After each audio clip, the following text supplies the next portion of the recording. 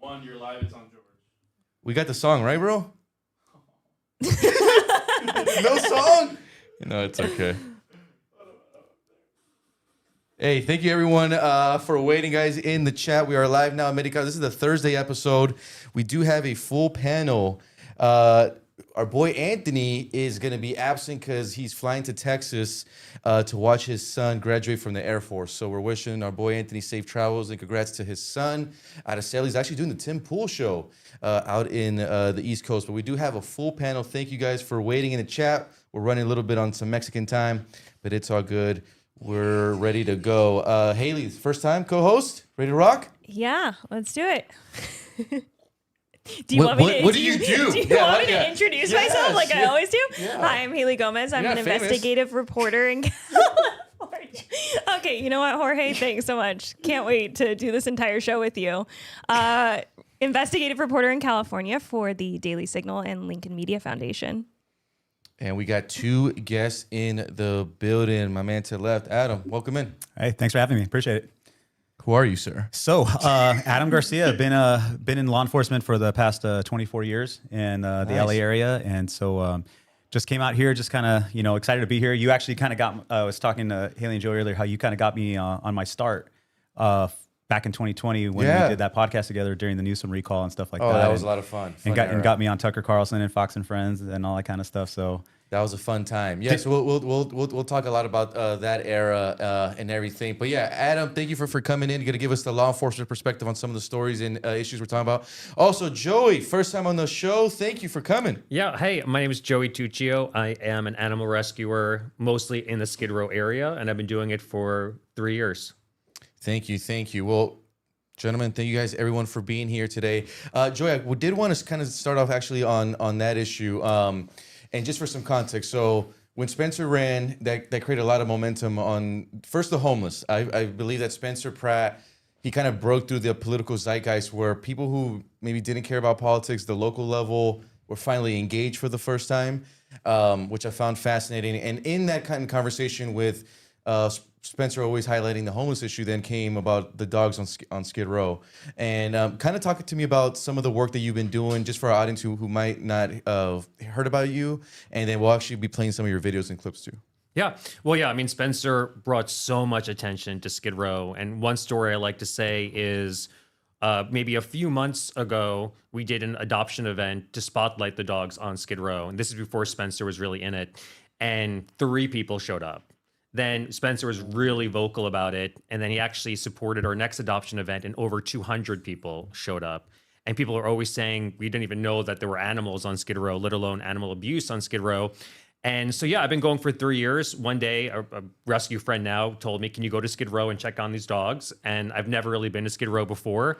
And what I saw traumatized me. And I've been going every week for 3 weeks, sometimes 3 weeks. I wish it was 3 weeks, 3 years. Yeah,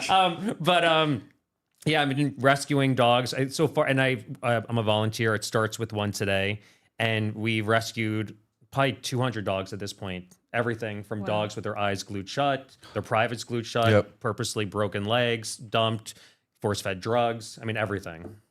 And actually, Joe, when I called you today, you were on Venice, right? And you said you were doing some activist work. I don't know if you want to talk about it. Yeah. I was actually telling Haley that, I mean, basically I'm calling out every council member, every state assembly member. I mean, calling the mayor, everybody. And I called out the Venice City Council, Tracy Park, about a breeding event that was going on there. She didn't know about it, and she was able to shut it down, which I was very appreciative about. But I also, through my correspondence with her office, was talking about the illegal selling puppies on the Venice Boardwalk. And they said that we've never seen it before. And I'm like, that's impossible. I hear about it all the time. So we walked the Venice Boardwalk today with Tracy and the police. And 30 minutes into our walk, there was a guy there selling a puppy for $1,500 and with a bright neon sign saying puppies for sale, not sale, but puppies for sale. And he got arrested, and he had a felony warrant. which I would love. I have so many questions for you about things. But a lot of the animal abuse situations we get, I mean, the animal abuse is just the tip of the iceberg. They usually have other issues, other felony warrants. There's somebody that had like 7 felony warrants. I mean, it was crazy. But yeah, I mean, no district in Los Angeles is exempt for animal abuse. It's every district, every single one. And yeah. Well, Adam, actually, I want to kick it off to you. What are you hearing from your law enforcement folks around that area? I know actually 2 months ago, around you and I did a collab where we worked on a project around Skid Row, but we focused more on the RV issue. But even in that, we saw some dogs in the RVs and stuff like that. You know, it's interesting because every division within the city of Los Angeles, every department is kind of like a thumbprint. They're all very unique. They all have their different problems. I never knew about the abuse of dogs that was taking place, the abuse of animals, everything that you just described. I never heard of that before. And I was like, wow, I always knew that they had their pets, but I didn't know that they were being abused in that way.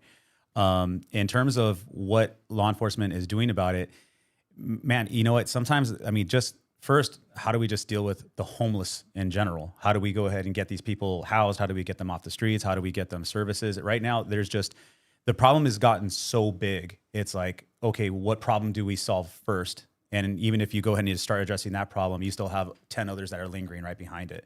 So, I mean, they've just really, because city leaders have allowed homelessness to just grow so far out of control, where do we start? Where do we start? I mean, and again, it's just right now, it feels like when we're dealing with these problems, it's almost kind of like, it feels like you're trying to sweep up the sand at the beach right now. It's just never ending with when it comes down to the homeless problems. And a new report just came out where the homeless tick is actually going up. Yes. Haley, you've been doing some reporting on Skid Row. I guess anything shocking at this point? Is it just more just the fraud, all the money that's just being spent, and literally like the problem's not getting solved, only getting worse? I think the most shocking is that politicians have left it up to the people like Joey and also, police officers to kind of come in and do their jobs and allocation of what they're technically supposed to do. It always amazes me the lack of people that go, like the lack of politicians that actually go down to Skid Row and like walk the streets and sit in on the town halls, sit in to hear the complaints that some of these people have. And, some of them do want to get better. Some of them do want to live somewhat normal lives. But the push to almost advocate for drugs, to enable drugs, to have the Narcan out, to have the needles passed out, to have the pipes passed out on taxpayer dollars, I think is always just insane to me. I mean, you had that hiccup for a few years of people being like, we don't call them homeless. They're unhoused people. And the protests that happened for the unhoused people, like it's a service to have people out on the streets in their own filth, in the tents, taking up the parks that the kids are supposed to play at, or, Echo Park, littering the streets with needles. I think that it's insane to me that we just allow this, and we've had, basic civilians come in and say like, hey, this isn't right. Just like you, Joey, helping out with the animal stuff. Like I've also seen, there's one guy, is his name Victor? He cleans up the trash. Yes. Oh, I think I don't know if his name is Victor, but he's like Clean LA or something. Yes. I saw even today he had like 3 new posts up. I'm like, why is this guy working way harder than everyone He that we literally voted for or whatever? works for the city without working for the city. Like it amazes me that it's come this far for LA for people to be like, hey, what do you guys do at this point? I'm not sure if you guys seen yet on your guys' social media. There's even like this kind of like progressive lady who, and I actually support it. All she does is build benches. Have you guys seen that shit? She goes to like an empty spot, be like, "There's no bench," and then the next shot, she's like building a bench, and it's like something simple like that. And then she kind of does a breakdown how like a city, it takes them like 8 years to figure out, we should build a bench the here. budget, and then you have to go through the policies, and it's like, well, can we build a bench here? We don't know. We have to run it through like every single person, and it's like it's insane how much like. Well, to your point is that first off, now I think it's called unsheltered. It's unsheltered. There's more conversation about that than actually getting them into shelter or homes. It's wild. But I almost feel like me going to Skid Row and helping these dogs is actually doing a disservice, because it's actually helping the situation where people be like, yeah, it's getting better. Versus like if I didn't do anything, it would fall into absolute chaos. I'm like, would that actually help more if there was like just literally collapse. But then I think about these animals there, and it's like I can't not go and like help these animals and just cross my fingers that Karen Bass will wake up one day and see the light, and which is never going to happen. Can I tell a little story? It's kind of funny. So this is your show, Joey. It's my show. So I've been trying to get Karen's attention for years, and she's ignored. She's rolled her eye. She went on the news and said that the animals are not neglected on Skid Row. So 4 days ago, I went to her office unannounced with ashes of a dog that died on Skid Row. And this is a dog that died slowly and painfully. All his legs were broken. Infections spread to the chest, couldn't even, like, just the worst conditions. And I told Karen's office about this before he passed. They didn't care. So I brought ashes to Karen's office, and they said, can I speak to Karen? I want to show her. I want to bring Skid Row to her. And they called the police on me. They didn't even want to have a conversation. They called the police on me. And then I did... I was kind of sparring with Kenneth Maya on Instagram about him using a smiling corgi to endorse Nithya Raman, and she does not deserve a smiling dog to endorse her because she's done nothing to help the animals. So he messaged me and said, can we come over today, tomorrow at 4 p.m.? And Kenneth brought Nithya, and they came to my house, and we had a 90-minute conversation. And I left the conversation being like, wow, we are, can I say screwed? Can I say that word? Okay, I think we're just say it. That she had no idea. She admitted that she didn't know anything about Skid Row. She admitted that she didn't. That's crazy, and bro. she's a chair of the homelessness committee. It is insane. She's on LASA. She called the Midnight Mission, which is a huge organization on Skid Row, the Friday Mission. She didn't understand the drug problem. She didn't understand when people go into housing that there's no resources. We just rescued 2 dogs today from Inside Safe, Karen Bass's organization. The apartment was so disgusting that the caseworker said that this is actually considered a biohazard. I saw those posts trending. Yeah. What part of LA does Nithya live in? She lives like I think she lives like in a different different no homeless, planet. no drugs. But she covers like Sherman Oaks, I think the Hollywood Hills, like kind of like the nicer areas. Yeah. And she would say like, when I see homeless people with their dogs and their companions, I'm like, well, that's not Skid Row. I mean, there's some people there in Skid Row that take great care of their dogs, and we support them. We spent, I think last year, taxpayers in Los Angeles and every place else spent $300,000 to help the dogs, almost specifically on Skid Row. And sometimes the dogs stay there because the animals, the people take care of their animals. But for most of the time, we have to remove the dogs. And it's Nithya doesn't understand the relationship with drugs, people, and animals on Skid Row. You would think, though, that someone like her, who is running for mayor, would be on Skid Row every single day. This is one of your top issues. Not only that, but she was also at the pit count, the launch of the pit count in January, which I covered.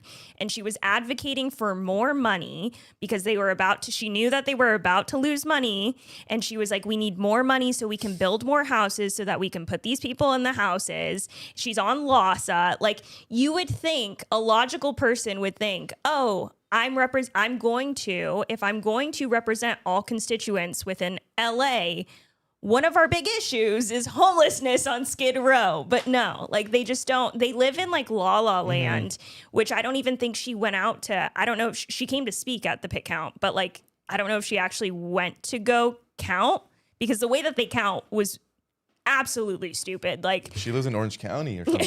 Yeah. Hey, don't rip on Orange County. That's right. She said, well, I actually ran into Nithya at a debate with Karen and Nithya, and I saw her outside, and I actually recorded my friend Shira recorded the conversation, and we posted it.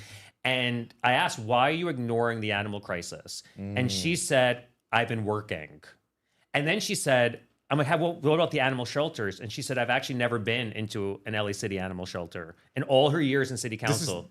Oh, wow. At least she admits it. She's working on what? Like, though? Like, what are you working on at this point? Jerry, if we could go to, because I do want to show a video from Joey's social media. If we could play, if we could do that Horrid media sound, that Joey video 1. Joey video 1. You have it? Yeah. And then, Joey, this is the video where it looks like 3 or 4 dogs are like behind that fence, and you put these dogs were being bred in downtown LA. I made a post, and animal control removed the dogs. This was actually made a day ago. So we're playing that video now for our audience. I don't know, Joey, if you want to give us some context, but it's the video, the one you just posted a day ago. Yeah. Should I speak over it? Yeah. So these are dogs that somebody in downtown told me. We could stop it there. Yeah, you could just kind of hold the frame. For that the these audience. that somebody in downtown told me that these We could dogs, play with no sound, yeah. these dogs were being neglected. I mean, bred. And I made a post, and I told everybody to tell animal control. And this is where I get so frustrated. So animal control came, and sometimes it takes a viral video for them to do something. Right. Yeah. It's They pressure. they removed the dogs, but they returned the mother dog unfixed to the breeder because they have an agreement with the breeder. And I don't understand why we're making agreements with criminals. That's illegal to breed dogs. And he did it. And now he gets the dog back unfixed. So he just breed the dog again. It's just the cycle continues. And a lot of the dogs that we find on Skid Row are from the shelters. And the shelters have, free, they waive fees. So anybody could go in and get a dog just so they could get their numbers down. And there's quite a few times the dogs end up on Skid Row in conditions that are inexcusable, and just so they get their numbers down. But yeah, that just happened recently, and I'm very annoyed that happened because I don't believe we should be making agreements with criminals.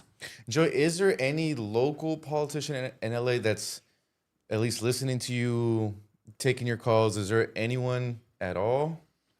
No, nobody is taking. Isabel Jurado, who's the council member who oversees Skid Row, is, in my opinion, worse than Karen Bass and Nithya Raman. She is the most disgraceful human being I've ever met. Well, I never even met her because she ignores me. But when she was running, I was very vocal about supporting her because I despised Kevin De Leon, who she was running against. Oh yeah, And she was she won, and she said, I want to come and see what you're doing. And great. The second she won, she ghosted all conversation. She stopped returning all my messages. And she is despicable. Hilda Solis, who's the board of supervisors who oversees Skid Row. The problem is they keep talking about we have to protect the unhoused, and obviously unhoused deserve homeless people. I'm gonna say homeless because that it doesn't matter what it's called because that's not the issue. The homeless people, like they deserve rights. That's not the problem. The problem is on Skid Row, a lot of these people have housing. A lot of these people are not homeless. They just do their crimes on the street because they could get away with it, and that's not okay. And then Joey, I do want to show one more photo just to kind of highlight. If we could go to that Telegram and to the number 2 Joey picture. And it should, this one, Joey, that we're going to show is, you have it right, Jerry? Yeah. Is it perfect? This is the one that you put 2 days ago. You put, quote, we got a call that this dog on Skid Row was given a pill, probably drugs, and needed to go to the vet. We set a place to meet the owner. Transportation came and neither were there anymore. We need an emergency vet on Skid Row 24/7 because everything changes every second. Yeah, the images are just super sad and heartbreaking. And then some of them we can't actually even put on YouTube. Yeah. But once again, Joey, if you just want to break down some context, just because I think a lot of people don't know how bad the issue is. Yeah. I mean, especially for people who don't live in California, but a bunch of Angelinos, it's happening right under the nose. It's wild. And the biggest thing is drugs. On Skid Row, every block has a drug dealer. And you'll walk past and you'll see somebody passed out on the street from drugs, possibly dead. And you'll see a Mercedes or an Escalade or a Cadillac next to them. And it's so obvious what's going on there. And so the biggest issue is drugs. But in terms of that photo, this is somebody that I knew on Skid Row, kind of a little bit. I didn't know him that well. He's homeless and he's on Skid Row. And he specifically was walking around asking for Joey, asking for me, because there's nobody there that he could get. There's no support there.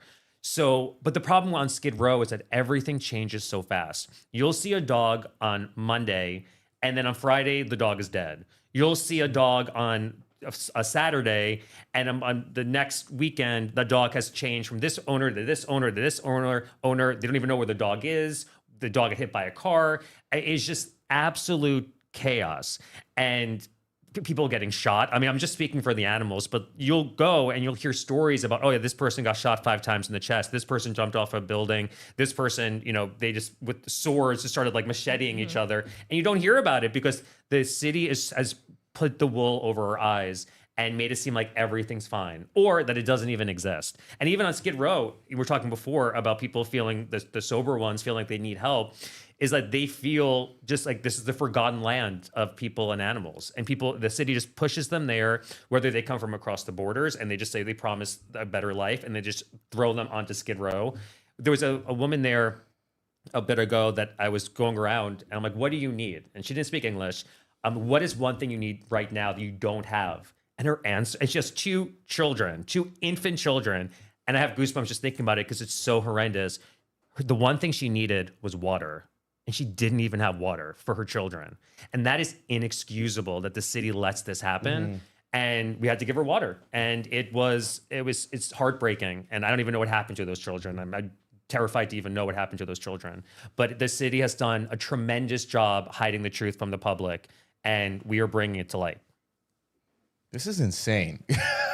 Joey for mayor. You should go back to do a tour down on Skid Row, Jorge. We should. I mean, Not Adam, you. well, Adam was there actually last time with me where we were like on that story, Joey. We were focusing more on the RVs because that's become such a big issue in LA County, where other cities across the country where they might have a homeless issue, but they don't have the RV crisis that we do in LA County. Not even San Francisco is at the levels that we are here. Adam, come on, man, do something, bro. We can't do anything. Can't get these RVs out of here. So it's interesting because like one of the things that you kind of point out is like how you're saying that Nithya didn't know about the homeless problem that they have. Where she's at, where she currently resides, is a different class of homeless. Skid Row is a completely different beast altogether. Yeah. What you see down there, opposed to what you might see in the Silver Lake area or even out in the valley or things like that, it is just completely different. The drug epidemic down there, the fentanyl, I mean, the methamphetamine. I know he called it Spencer used to call it super meth. I never heard it called super meth before, but that's a fun name, right? That Spencer came up with. But it was really interesting though, like. A few years ago, I was on a death investigation where someone was just found dead inside a car, right? And so the coroner that shows up and she's looking, and she's like, there it is, and she finds the drug paraphernalia, right? That was more than likely contributed to this guy's overdose. And so I asked her a question. I said, and again, fentanyl is relatively, it's not new. It's been around for a long time, but it's new in the sense that we're seeing it so much. And so when I asked her, I said, out of all the death investigations that you're doing for these just random overdoses that you're finding on the street, I said, how many of them are coming back with fentanyl in their system? And she says, easily 99%. So fentanyl is in everything now, right? So Nithya may have the guy that's maybe just kind of like a hobo, maybe an alcoholic or things like that, and maybe guys under drug addiction. But when you have it in mass, like you do in Skid Row, that's a completely different beast altogether. And again, like I said before, how do you handle that? What these politicians are doing now, and I think that they're kind of taking like, I mean, I hate to say the Joe Biden route, but there's kind of an expression, don't say shit, there won't be none, right? Mm-hmm. So I think they're kind of adopting this tactic where they're like, if we just kind of pretend it doesn't happen, reporters are going to get sick about asking about it, activists are going to realize they're not getting anywhere with it, and the problem will just go away. And so just stonewall, and we don't ever have to address the problem. And they also know, and we talked about this yesterday, that content like yours and what you guys do often gets blocked from the algorithms of the people who are putting these people in office. So the people who could make the change are the ones who are voting for them, who would, if they would just actually start voting for the greater good rather than the politician, they're not seeing content like this. They're not seeing the tragedies of dogs being abused. They're not seeing people, overdosing and decomposing in their cars like the way we are, because we're on the front lines of it. And as reporters, you guys are on the front line of it too. You guys are so important to what we're trying to go ahead, the changes that, that Joey's trying to make and things that law enforcement officers are trying to make as well. But that's their tactic now in politicians. If we just ignore it long enough, they will go away. Wait, I have to ask a question. Sure. So, and if you can't answer certain questions, please, yeah. Are the police ever kind of supported or told by, maybe not Karen per se, Karen Bass, but like, somebody saying, don't make a big deal about it. Like, don't share what you see, or maybe even more so, don't instigate a homeless person that might be abusing a dog. So are we ever advised to not interfere? Like, yeah. So most agencies will have a very, very strict no comment policy when it comes down to political topics. So when it's in particular where I work, we've seen officers get in trouble because you have a citizen that says, hey, what are we doing about this encampment? What are you guys going to do? and the officers will say, you have to email address councilman so-and-so because they're the ones that are allowing these encampments to happen. And they've gotten in trouble for that. So law enforcement for us, it's like, hey, we're doing what we can, but we can only do so much. But when city council starts putting laws in place that literally prevent us from being able to fix the problem, we can't even have an honest conversation with the residents and say, hey, sorry, we could just say, sorry, we're not allowed to do that. Talk to your city council member. And then the city council member's field deputy will get all mad and just say, hey, why are your officers saying this? And then officers get complaints initiated against them by the city council. There was actually one officer that got himself in trouble because he made a comment about Gascon at the time. And he made an ass. And again, he was an officer in the LA County area. He made a comment about Gascon, and he ended up getting suspended and downgraded. And that's insane. Yeah. That's insane. Yeah, and he wasn't sane. And again, it was a righteous crime. It was not a home invasion. That Gascon thing was crazy. That era, I forgot. Haley and I were talking about it. Yeah, we were talking about that for a few minutes. But again, like that's the kind of thing that in law enforcement that we're opposed with. Like we can't bring this up. I mean, I can be out there on social media, man. The reality show that I could have if I was able to go ahead and share field content that I'm seeing every day and that my officers are coming in contact with every day, it would blow people's mind. But departments have initiated policies saying if you're in uniform and you're on social media, you are, you're going to get in trouble for that. That's why there's no more cops live in LA. So it's like actually true. So we can't even tell our story of what we're seeing, right? Yeah. We can't. And again, and it's frustrating, man. And I feel, and again, like I'm a supervisor, so I'm back watching my guys out there my guys and girls trying to make a difference.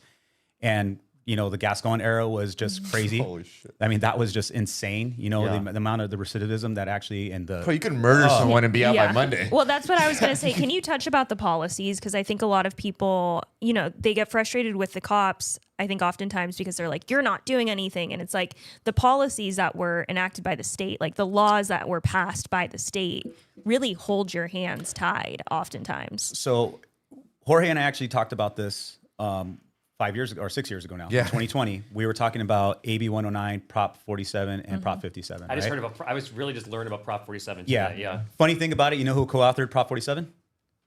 Gascon. He co-authored that, right? Yeah. But every single one of those propositions was sold to the public as a safe community initiative. Vote for this, and we're gonna start diverting money into all these school programs and reform programs and so on and so forth, right? So it was really misleading because most of those funds went to the state's general fund. It didn't actually go to the places that they said they were going to go to, like Welcome to California, right? Yeah. But that day that I was actually sitting down with Jorge, I actually brought out a list of all these guys that were out on probation on the AB 109 policy, right? Oh, that's right. And these guys were sex offenders, robbery. These are convictions, not guys that were just arrested or questioned. These are guys that had convictions for sex offenses, violent drug offenses, weapon offenses, and so on and so forth. And it said released on supervised probation. PRCS. I can't remember what the acronym stood for, but and they were released because the current crime that they were incarcerated for was not a violent crime. But here's the thing that they trick the public with all the time. They will arrest somebody for, let's say, one of the things that we used to arrest people for was called petty theft with a prior, which is a felony, right? And so politicians and activists are like, you mean to tell me that this guy's in jail because he stole a DVD? I'm kind of dating myself there, right? I don't think but no, because he stole a VHS tape, right? No, but we were putting people away for things like that and certain drug offenses, right? And or burglary, and people were saying like, well, he just broke into a house. He didn't steal anything. He didn't do this. It's like, okay, yes, that's true. But if you look at their rap sheet will tell you a different story. So what we have is what's called their controlling charge, what they're in custody for right now. But if you truly are a nonviolent offender, tell me what the rest of your rap sheet looks like. I will be on board. If you're talking about trying to reduce the recidivism rate, and people going back to jail, okay, let's have a real discussion about that. Let's have a first-time offender opportunity program where it's, hey, if this is your first arrest, you qualify for this first-time offender program, okay? But if you have shown that you have a 15-year life of jackassery and you've just been committing crime after crime after crime, you're not learning your lesson, you don't qualify for that program and we're going to throw the book at you. They don't do that. And so for law enforcement, we're just like, man, we are telling you the laws that we need in place to actually go out and make a difference. and and they just don't listen to us because being online with the cops isn't popular. Best way to go ahead and throw your election, support the police, right? Support the police. Nithya is very anti-police. She's very anti-police. And I think that's probably one of the reasons why she doesn't want to enforce laws. And it's because maybe she is anti-police. Because that's one thing when she was in my house and we were talking, is that it was very clear that she has no desire to enforce laws. She has no desire to put people in jail. And to me, there's somebody on Skid Row who's probably still there, who he has seven felonies. And he's still, it's not even dog related. It's like guns, more horrible things, but he's abusing dogs, and he's dogs and pit bulls in cages down the street. And it's insane that he's not in jail. 7 felonies. Let me tell you, give you a better example, or not better. That's horrible right there. But I always remember this one because it was on my birthday. I came into work one day, and a guy was we just arrested a guy. My officers just arrested a guy. This was the incident. A man in his 50s getting off the bus. Right? As he's getting off the bus, dude who's sitting in the back of the bus for no reason just walks up to him, pops a knife on his neck, right? Old man survives, but is never going to be the same again. Right. We go ahead and we arrest that guy. He was literally on probation, released by Gascon. Wow. You can't make this up. For robbery. The guy had 2 prior arrests, one for attempted murder and one for manslaughter. He was released in the 90s. So I looked at it, dude, his rap sheet was twice the thickness of my phone, right? And I'm looking at this and I'm like, how did you release this guy? How did you ever say, okay, yeah, he was convicted of attempted murder back in the early 90s, bunch of drug arrest, bunch of robbery arrest, battery arrest in between that. He commits another robbery with a knife, by the way, and then stabs a guy in the neck for no reason. Literally no reason. It's all on video. That was the type of crime that was taking place during the Gascon era and during that whole 2020 saga that we went through. And there was nothing that we can do in law enforcement except just keep the revolving door going and hoping that, hey, you know what? Maybe the judge will keep him this time. Is it getting better though? Like, is there I need to know. So I'll tell you this: when the new DA got elected, that changed a lot of things. Nathan? Yes, it did because. I'm telling you, when people were saying, like, you talk to guys in law enforcement, they'll tell you that when we'd bring guys into the holding area, they'd say, "Hey, man, Gascon's gonna get me out anyways." There was actually a video. There was actually a video that was kind of popular about that. They used it against his campaign against him, right? It was a leak call from like LA County jail where it was like a guy committed a homicide, and then he was like bragging that like Gascon was gonna let him out in like 2 months, and then Fox 11 got it. Yeah, and it's just obvious that Fox is gonna run it up. but with the new DA. Came a new kind of like, all right, we're not going to tolerate this anymore, right? But then at the same time, though, he got handcuffed as well because when they passed that new proposition for drug offenses, where basically where they're not going to all the stuff that we voted for to basically kind of like that was basically like the anti Prop 47. I can't remember what the Prop 36. Yeah, Prop 36, right? So that was put in place to basically allow us to keep more people in custody, but Newsom won't fund it. Yeah. He won't fund it. So again, man, like people really need to open their eyes and realize like, oh my God, man, like these politicians are making decisions that are literally putting my family and my kids at risk, that are making my neighborhoods more dangerous. They don't realize it. And again, because the algorithm, because most people are getting their content from this, right? Depending on what algorithm they're on, they're not going to hear that negative information. You know, and again, that's what I'm saying, man. Keep on doing what you guys are doing. It's so important because hopefully someone sees it and just says, "Oh man, hold on, like what's going on here?" Or they're affected by it. You know, mental health diversion program. That one's like a whole rabbit hole that you can go down with the state. Like it's just it's insane that I talked to Sheriff Jim Cooper up in Sacramento, and then I also talked to a DA down in San Diego, which was covering the entire state, and both of them were like, dude, this is really bad. Like, they were like, well, because what it does is that you basically can commit a crime. I think its exemption is like rape or like rape or murder, and any other crime in between. You can plead to the judge. You have your attorney plea, mental health diversion. The state doesn't run the program. They have to show like what kind of program that they're going to. When I was looking into it, the state doesn't have any type of logistic. The DA was like, yeah, we can't advocate to a judge that this person has a rap sheet. So they get arrested and the judge is like, well, you have to explain like why they should be in jail at this point. and they were like, we can't use any of their priors. No. So like Jim Cooper was like on one for like months trying to say like, you guys, this is really bad. You know, he had a couple of examples that he had sent over and he had talked about in the media. I think one of them, if I'm remembering correctly, was a guy who had abused his 1-year-old, pleaded mental health diversion because he was an alcoholic, and then got out and went back to abuse. Dude, that's like all of my uncles. Yeah, all of my Jerry knows about that. Our Mexican uncles, our Latino uncles. Really quick, guys, I just want to say thank you, everyone that's still watching it. It is 8:38 local. We are rocking it here on the live stream. Thank you, everyone in the chat joining. You guys could ask if you guys anyone has a question for Joey or Adam. Ask away. Adam from the law enforcement perspective. Joey from the rescue on the ground. It's kind of unique, guys. This conversation because we're all kind of seeing the issues and the failures of our city, but just from different angles. Yeah. Me and Haley from the media side, Adam from law enforcement, and Joe, you've been on the ground, like on the front lines of it. I didn't know about the dog abuse. I didn't know about it at all until actually Spencer's campaign, and then I started to follow your work, and then actually, Adam, the day that you and I collabed on the RV, on the metas, I captured some pretty horrific stuff of the dogs. I didn't realize that, so I actually went back with another producer, Sagnik Basu, to continue some reporting. So, guys, really quick, once again, if you guys have any questions, please ask away. If you joined the live stream a little late, don't worry about it. You can always go back and stream. We're still rocking here, and thank you also to our East Coast. We have a lot of East Coast that watches, so it's over there. It's getting close to midnight. So thank you. Joe, you have a lot of fans in the chat. It's almost like too much to keep up with. We got TBWI Studios. Thank you. Say Joey, the real MVP. I feel, Joe, you got to be president one day. Nicole 2556 saying, I love Joey and follow him. He's such a great person and is doing a good job rescuing and helping dogs. My heart breaks for what he sees and has to deal with. TBW Studios saying, think about California where we could have people running the state that can't find children and leave animals to die. Oh, we're talking about Javier Becerra. We got Latinos por Poder said, I want to be Joey when I grow up. Dude is a real life hero. Wait, how old is that person? Because I want to say if he is older or younger.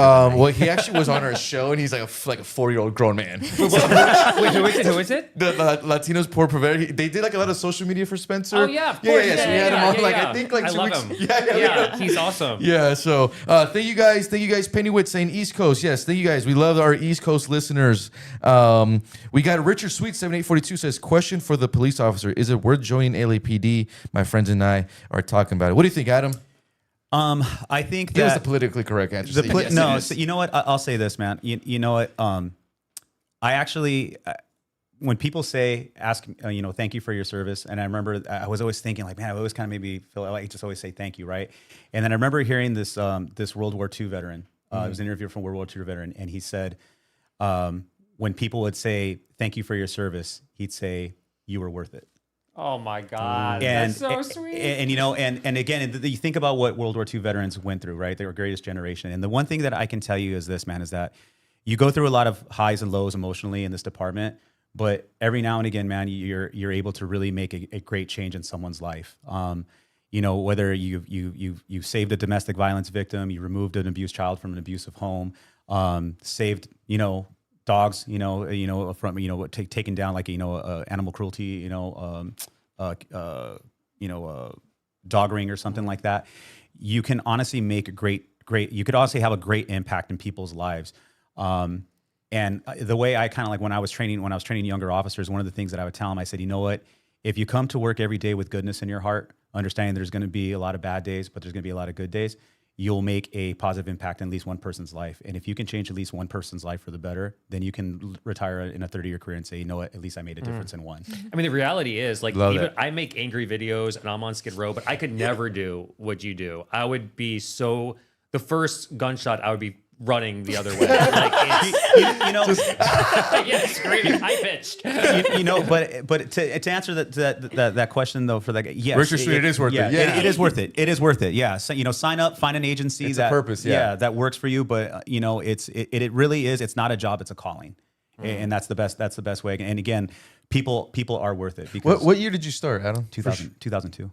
Oh wow! Okay, awesome, man, awesome. It's been a journey. We want to keep it rocking here. Thank you, Richard Sweet. I hope that answers.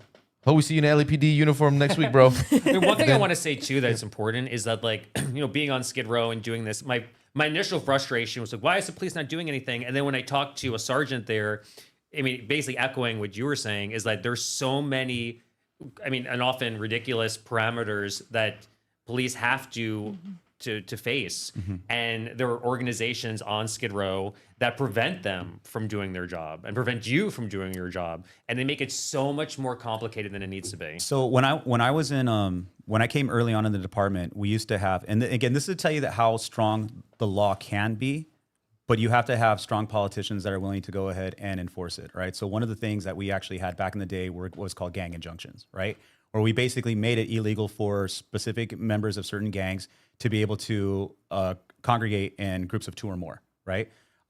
MS was hit with that injunction, 18th Street was hit with that injunction, and it made an impact because we had the people in place to say, we're not going to allow these people to go ahead and congregate and terrorize our communities anymore. And if they do so, they're going to jail, right? Why couldn't we start an injunction that prohibits the ownership of animals on Skid Row? Why can't we go ahead and make this a zero tolerance zone where if you are caught selling drugs in the Skid Row area, it is a federal enhancement, automatic. It's one of my friends we were actually talking about the other day. She said she has a conversation with her husband who's also in law enforcement, and it's so true. You get what you tolerate. Everything that we're having right now, all the problems that we're having with the transients and everything like that, is because we tolerated it. And again, you have politicians that don't even really understand the contributing factors. They say, well, we need to build more homes. We need to build more homes. Okay, man, I challenge you to go out and find 20 people that are currently homeless right now that said, yeah, man, I was a banker 5 years ago. The fact is that the politicians themselves don't even understand the cause of it. And the way I've kind of seen it is that there's 3 major causes: alcohol and drug abuse, criminal lifestyle, and then in some very small occasions, you have legit mental illness where they just completely were not able to be cared for by their family anymore and ended up on the streets and things like that, right? And there's a couple other nuances there that's for greater discussion, but what politicians seem to think is that if we were to just go ahead and just build more homes, we'll solve the homeless problem. You won't. You can build the Taj Mahal of homeless of a homeless shelter. They will not go to it because they can't use drugs in there. They can't drink in there. They can't hang out with their friends in there. So this is why they have resources that are available and they just don't want them. Okay. They don't even have, in many cases, many of them don't even have the mental capacity anymore because they've smoked their brains to oblivion to even accept resources. So the only way that we're honestly going to go ahead and get past this is that you have to accept the fact that, hey, look, there's 45,000 estimated homeless in the LA City area alone. You have to just accept the fact that 90% of them right off the top are never going to be able to assimilate back to society in a regular way. They're just not. Look around them. Look at what you see out there. They're just, their brains. Facts. Yeah, it is. So what you need to do is, one, you need to stop the pipeline that's feeding into that homelessness. And then you have to just say, okay, we have to cut our losses here. These people are probably going to be on state assisted living for the rest of their lives and go from there. Yeah. Well, Joey, you're on the ground, and I think one thing that I've kind of got from other reporters who covered homelessness in LA particularly is that there's essentially like a homeless industrial complex, right? Like there's so many people making so much money with crazy 6-figure salaries. There's really not a real incentive to solve it. I mean, I don't know if you get that vibe on the ground or from folks you interact with. I mean, 1,000. I was actually talking to somebody who works for the Department of Mental Health, and because she does a lot with the housing, and she was saying only 25% actually go to the next step to get into like real housing. 25% die. 25% are so far gone that they're going to be there forever. And the other 25%, they don't want to follow the rules, so they go back on the streets. And only 25% at this point, only 25% actually get to the next step. And one thing that Spencer was talking about that I was super behind was mandatory rehab, mandatory resources. And the problem is that everybody's so afraid to hurt anybody's feelings that they're like, well, if you want to do this, you could. If not, it's fine, whatever. But it's like, no, if you care, people go to Skid Row to find their children. that have gone missing or succumbed to sad, drugs, man. Yeah. are looking for their father. I posted a video once of a dog that we rescued with a woman who was so far gone that she was actually screaming at the dog to find a doctor for the dog. And I posted it, and her son actually reached out to me and said, "Do you mind if you take down this video? That's my mom." And That's so sad. It's so man. sad, and it Damn. infuriates me because I'm like, the city knows this, and they're not doing anything. And I think they know this. And to your point, is like, why would they want to fix it when they could pump in so much money to build houses and that do nothing? And it's and there's organizations there that are raking in so much money because they thrive off the chaos, and it's despicable that is happening. And it's just, and I don't think that I get into, not necessarily trouble, but I do talk to people on Skid Row that they're like, we see you talking and we don't believe when you say that all dogs should be removed from Skid Row because I take care of my dogs. And my response to them is I firmly believe that no dog should be on Skid Row because no human being should be on Skid Row. Yeah, it is great so point. dangerous. And there are people that take care of their dogs, and we go and the dog was kidnapped by a homeless person, or the person had the multiple felonies. There was somebody there who frankly shouldn't have a dog in the first place, but he said this gang member stole my dog and actually paraded the dog past me and said, "This is the last time you're going to see your dog alive." And this is somebody who I generally believe should not have a dog because he was mentally unwell. But that's what's happening. Yeah. It's like there's so much crime And that's there. like the normal. I think that's like normal there. I remember Adam, when you and I were working on the RV project. Within like 2 minutes of us getting on Skid Row, some dude got hit Got hit with a hammer. Got hit in the hammer in the face. He's like bleeding. He's like running up to us, and we're like, "Oh man!" Yeah. So, but like to kind of piggyback off what you were saying right now, and I got really curious about this because and so I had a conversation with Chat, right, and so I was like, you know what? Hold on. I go, how much money has the state spent on homelessness? And the number that you keep on hearing is $26 billion, right? From what I understand, it's actually more than that. They say it's actually more north of 30 billion is a number that I've been hearing. So I'm not sure if you guys are reporting, if you heard different than that, right? And so I was thinking, I was like, hold on, $30 billion. We'll say 26. Okay, we'll keep it down at 26 to make them feel better. And I started thinking, I was like, what could be built with $26 billion? It cost $6 billion. $6 billion to have SoFi Stadium game day ready. Think about what could have been built with $26 billion. So many asylums. So many asylums, right? So many right. asylums. So, but the thing is that like a lot of people when you look at the Midnight Mission and things like that, like you look at that place and it's just like, oh my gosh, man, what a pitiful way to live the rest of your life in like this, right?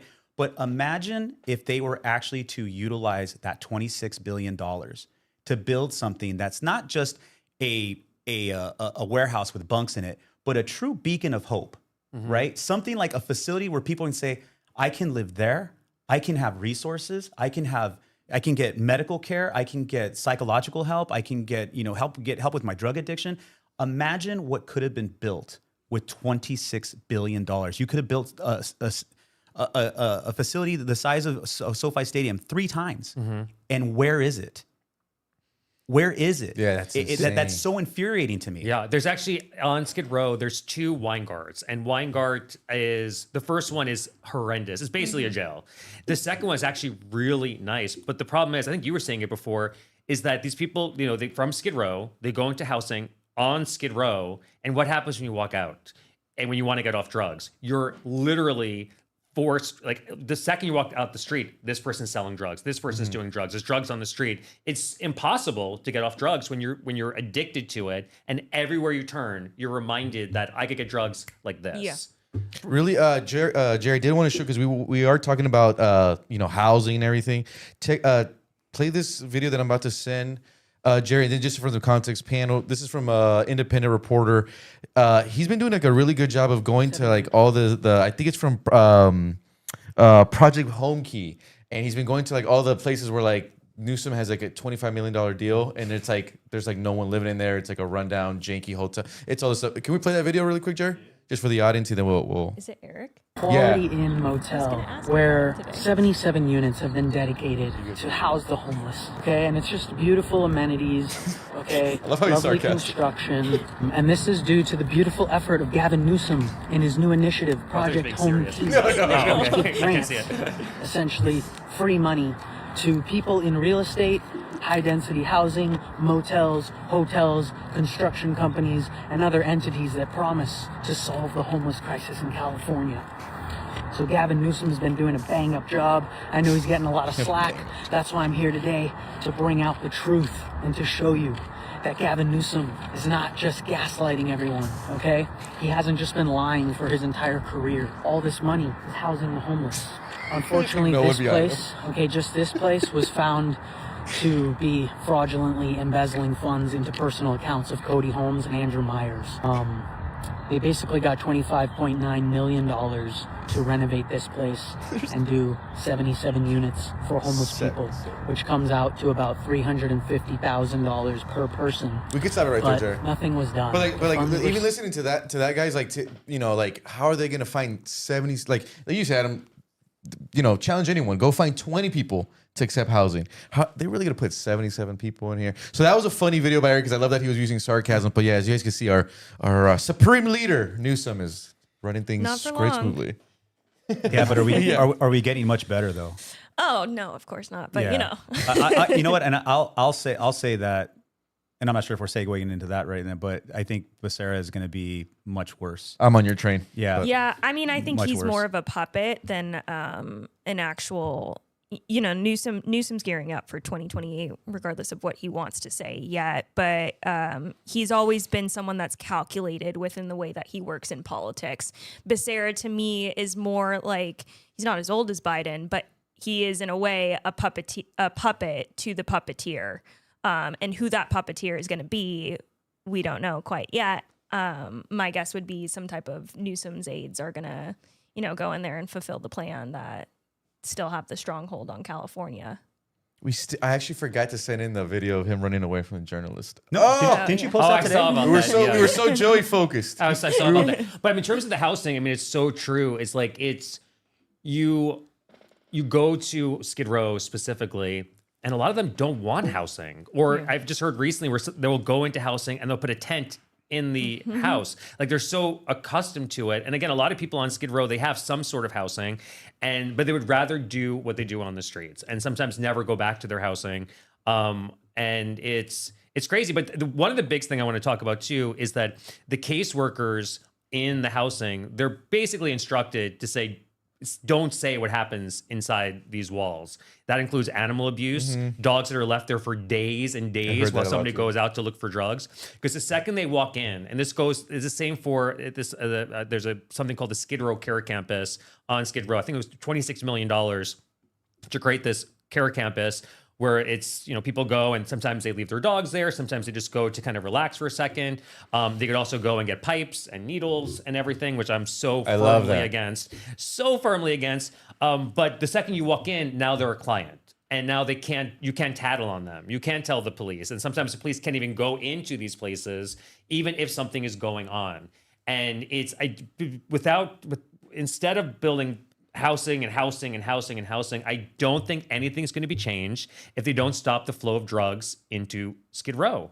And Joey, on that issue of pipes, let's play this video, Jerry. Christopher Rufo actually came out with a new investigation about how California is giving these pipes away with taxpayer funds. I'm not sure if you guys seen it, but it's going viral. Let's play it, and then we'll react after, Jerry. Or Hunter Biden. I got it from a government-funded nonprofit in the middle of Los Angeles for free. This is the Skid Row Care Campus. It opened last year with a mission to do harm reduction. That might sound nice, but in reality, they're handing out drug paraphernalia to the homeless, no questions asked. We went inside with a hidden camera to see exactly what was going on. We have pig burners, we have spray shoes, we have petroleum jelly. It's simple. The staff gives out free pipes, needles, and drug supplies, and the homeless smoke crack and shoot fentanyl in the courtyard. No treatment, no rehab, no rules. The worst part about all this is that you're paying for it. Last year, local, state, and federal taxpayers sent $26 million to the Skid Row Care Campus. Oh, he did? Yeah. So your money is being used to fund left-wing activists and provide free meth pipes to the homeless. We can stop it there. And it doesn't even work. He doesn't even show the best part though, because in the entranceway is a full vending machine of Narcan, by the way, just to let you know. And then the Narcan gets then spread out onto the streets. So I know you've walked the streets. Do you see the Narcan boxes everywhere? Stapled to telephone poles. Yeah, it's What? literally Stapled to telephone poles. insane. Oh, that's a third world. We're third world country. I'll tell you. This isn't a funny story. Transient goes out on the street, right? He's a fentanyl overdose, right? And the officers didn't have any on them, right? So a homeless guy says, "Here you go," and gave the officer the Narcan. Narcan? Yeah, gave him the Narcan. So No, it's insane how much. it is stapled on the trees in that park. Yeah. I did not It's know. crazy because they are trying to, the last time that I talked to my source, they are trying to push into every single housing unit Narcan. So you will always have a Narcan on you, no matter where you are, if you're on the street or if you're in your house, because that is what the harm reduction, the irony of harm reduction is that it enables drug addiction. Like at the end of the day, they pass out the needles, they pass out the clean pipes, and they say, you know, I've listened to Nynthia talk about, I've listened to Bass's aides talk about how they want to make sure that they're not spreading diseases because of the HIV epidemic. So they wanted to pass out clean needles. But then you have, you know, some of the people that are sober on the streets being like, do you understand what you're doing? You allow then people to continue to be on drugs because they know that they can get free pipes and free needles and free whatever they want. And then if they overdose, the Narcan's right on the tree, right over there. Yeah. It's right in the vending machine. Like, don't worry Call it the about Skid it. Row special. Yeah. Skid Row special. Yes, and it's like the thing that that infuriates me one of the most is that no questions asked. And that to me is like, I did like my own kind of like thing where I asked my friend to go to the needle exchange on Skid Row and go in and pretend that you want a bag of whatever they get. She went and it took 90 seconds and not one question was asked. Not one resource was offered. She went in 90 seconds, came out with a bag full of a thing to wrap your arm around. Yeah, I did the needles. same thing. Yeah, Yeah. it's crazy. And it's like, first off, why do you, I can understand the needle for spreading infection, but pipes, how does that spread infection? But I mean, also just to kind of gearing back to the dogs, there's somebody on Skid Row who's been there forever. And this, I feel like I say this infuriates me to everything, but this really infuriates me. She jokingly said that I've given my dog Narcan so many times, my dog loves Narcan. And because the dogs eat the drugs off the streets or sometimes are given the drugs forcibly. There was somebody on Skid Row that was saying that they lace fentanyl into the dog's food to get revenge on something. And it goes to the dogs. And there was a dog that overdosed for 2 days, this Frenchie, that was just on Skid Row for 2 days, just passed out. Nobody decided to do anything until we got a call. Another rescue that we work with brought the dog to the vet. She tested positive for 6 drugs. 6 drugs. And I think Skid Row Care Campus, the intentions, I understand, but nothing, I know I keep saying this, it doesn't make sense to put tens of hundreds of millions of dollars if they're not arresting the drug dealers. So I want to ask, do you like, I know everybody, I'm sure like the police have different divisions and stuff. Why don't you think, like when the police specifically like drive past drug dealers or people doing drugs on the street, specifically on Skid Row, like why don't they just say, okay, that person's doing drugs, arrested. That person's dealing drugs, arrested. It seems to me like that would the drug dealer themselves are hard to get. So what they have, so the way they kind of operate is they have what's called you have the dealer that's out there, right? Who's the one that's going to be making all the money, but he has what he calls the hook. And what the hook is that's a guy who he gives the dope to do all of his deliveries. So I have my guy here who's drug addicted, who's gonna, hey man, I'll hook you up at the end. Just go ahead and make a couple deliveries. So if I'm the dealer, I carry very, very little product. I give it to this individual who has a drug problem, right? He goes off, delivers it, brings me back money. But if the cops get him, he's got very little product on him, and so they just got him for possession. And because of the current laws right now, he doesn't even get arrested for sales. He gets arrested for possession, gets a ticket, and gets to go right back out on Skid Row and get more dope. So the dealer themselves are very hard to get.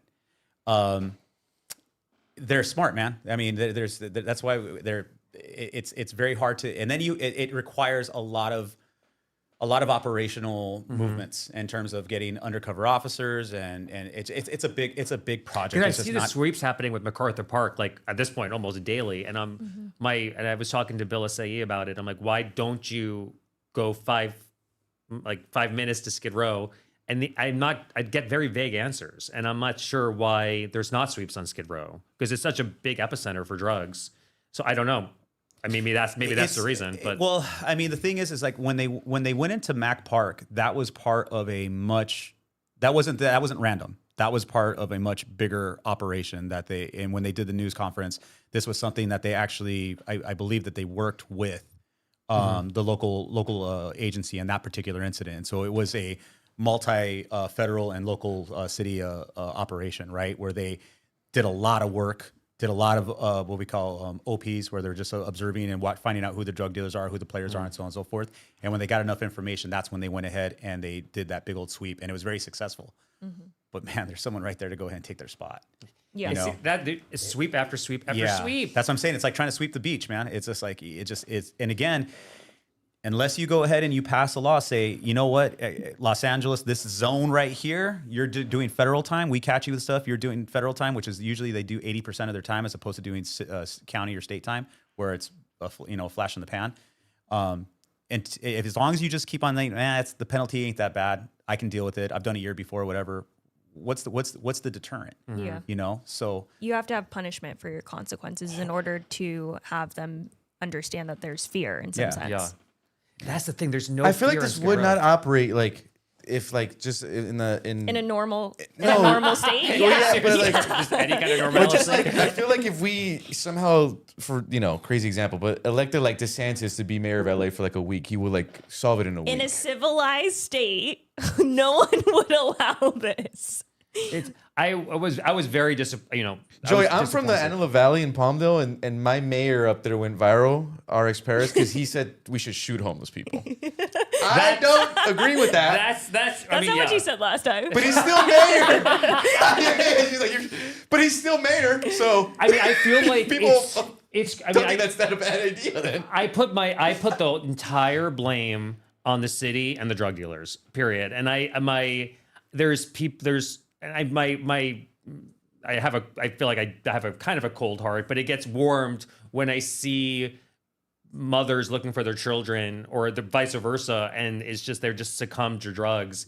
And I always tell there's a difference between homeless people and abusers, and sometimes it's so different, and you can't even put all homeless people into the abuse category because there's a lot of them that just want help, and we've helped people get off Skid Row and get into rehab, and they've said we've never actually been asked like, what is the hope? What is it? Just like the city's just pumping them with drugs and drugs and drugs and drugs. And yeah, honestly, it's like, here's the meth, here's this, here's your narc. I honestly think the city is waiting for them to die one My by source one. calls it, he calls them the poverty pimps because they benefit off of their poverty. Yeah. That's a great head. That's great. Yeah. I love that. I like that Spencer went with zombies.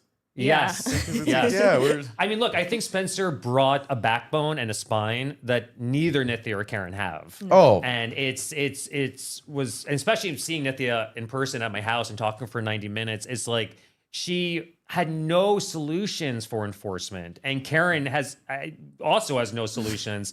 And I mean, Spencer. Karen's in Ghana, bro. She need to work. At least I don't like Nithya Raman, but at least she's in the vicinity. She's in the vicinity. Man, Yeah. Karen's at a whole nother continent. I do want to read, guys, just some of the super chats we got coming in, and then we'll keep the conversation going. Jose Vasquez, 4720, saying every arrest must include a report from officer or officers. Imagine a drug addict in jail. They need medical assistance.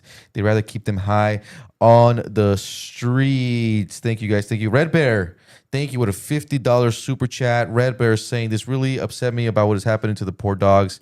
This is for their care. Well, look, guys, if you guys can follow Joey. Joey, we are going to have your social medias tied, so follow Joey. He's doing some of the amazing stuff, and really on the front lines of it. We got Sarah Boy, 4755, saying the harm reduction program isn't designed to stop drug use. It's to lower the rates of blood-borne diseases from being spread. True, chat? I have no idea. Red Bear 85. I think that's what you were saying about spreading infection. Yeah, Oh, that's what they claim that harm reduction is. We got TBWY Studio saying Haley is an incredible journalist, true inspiration. People are copying her work.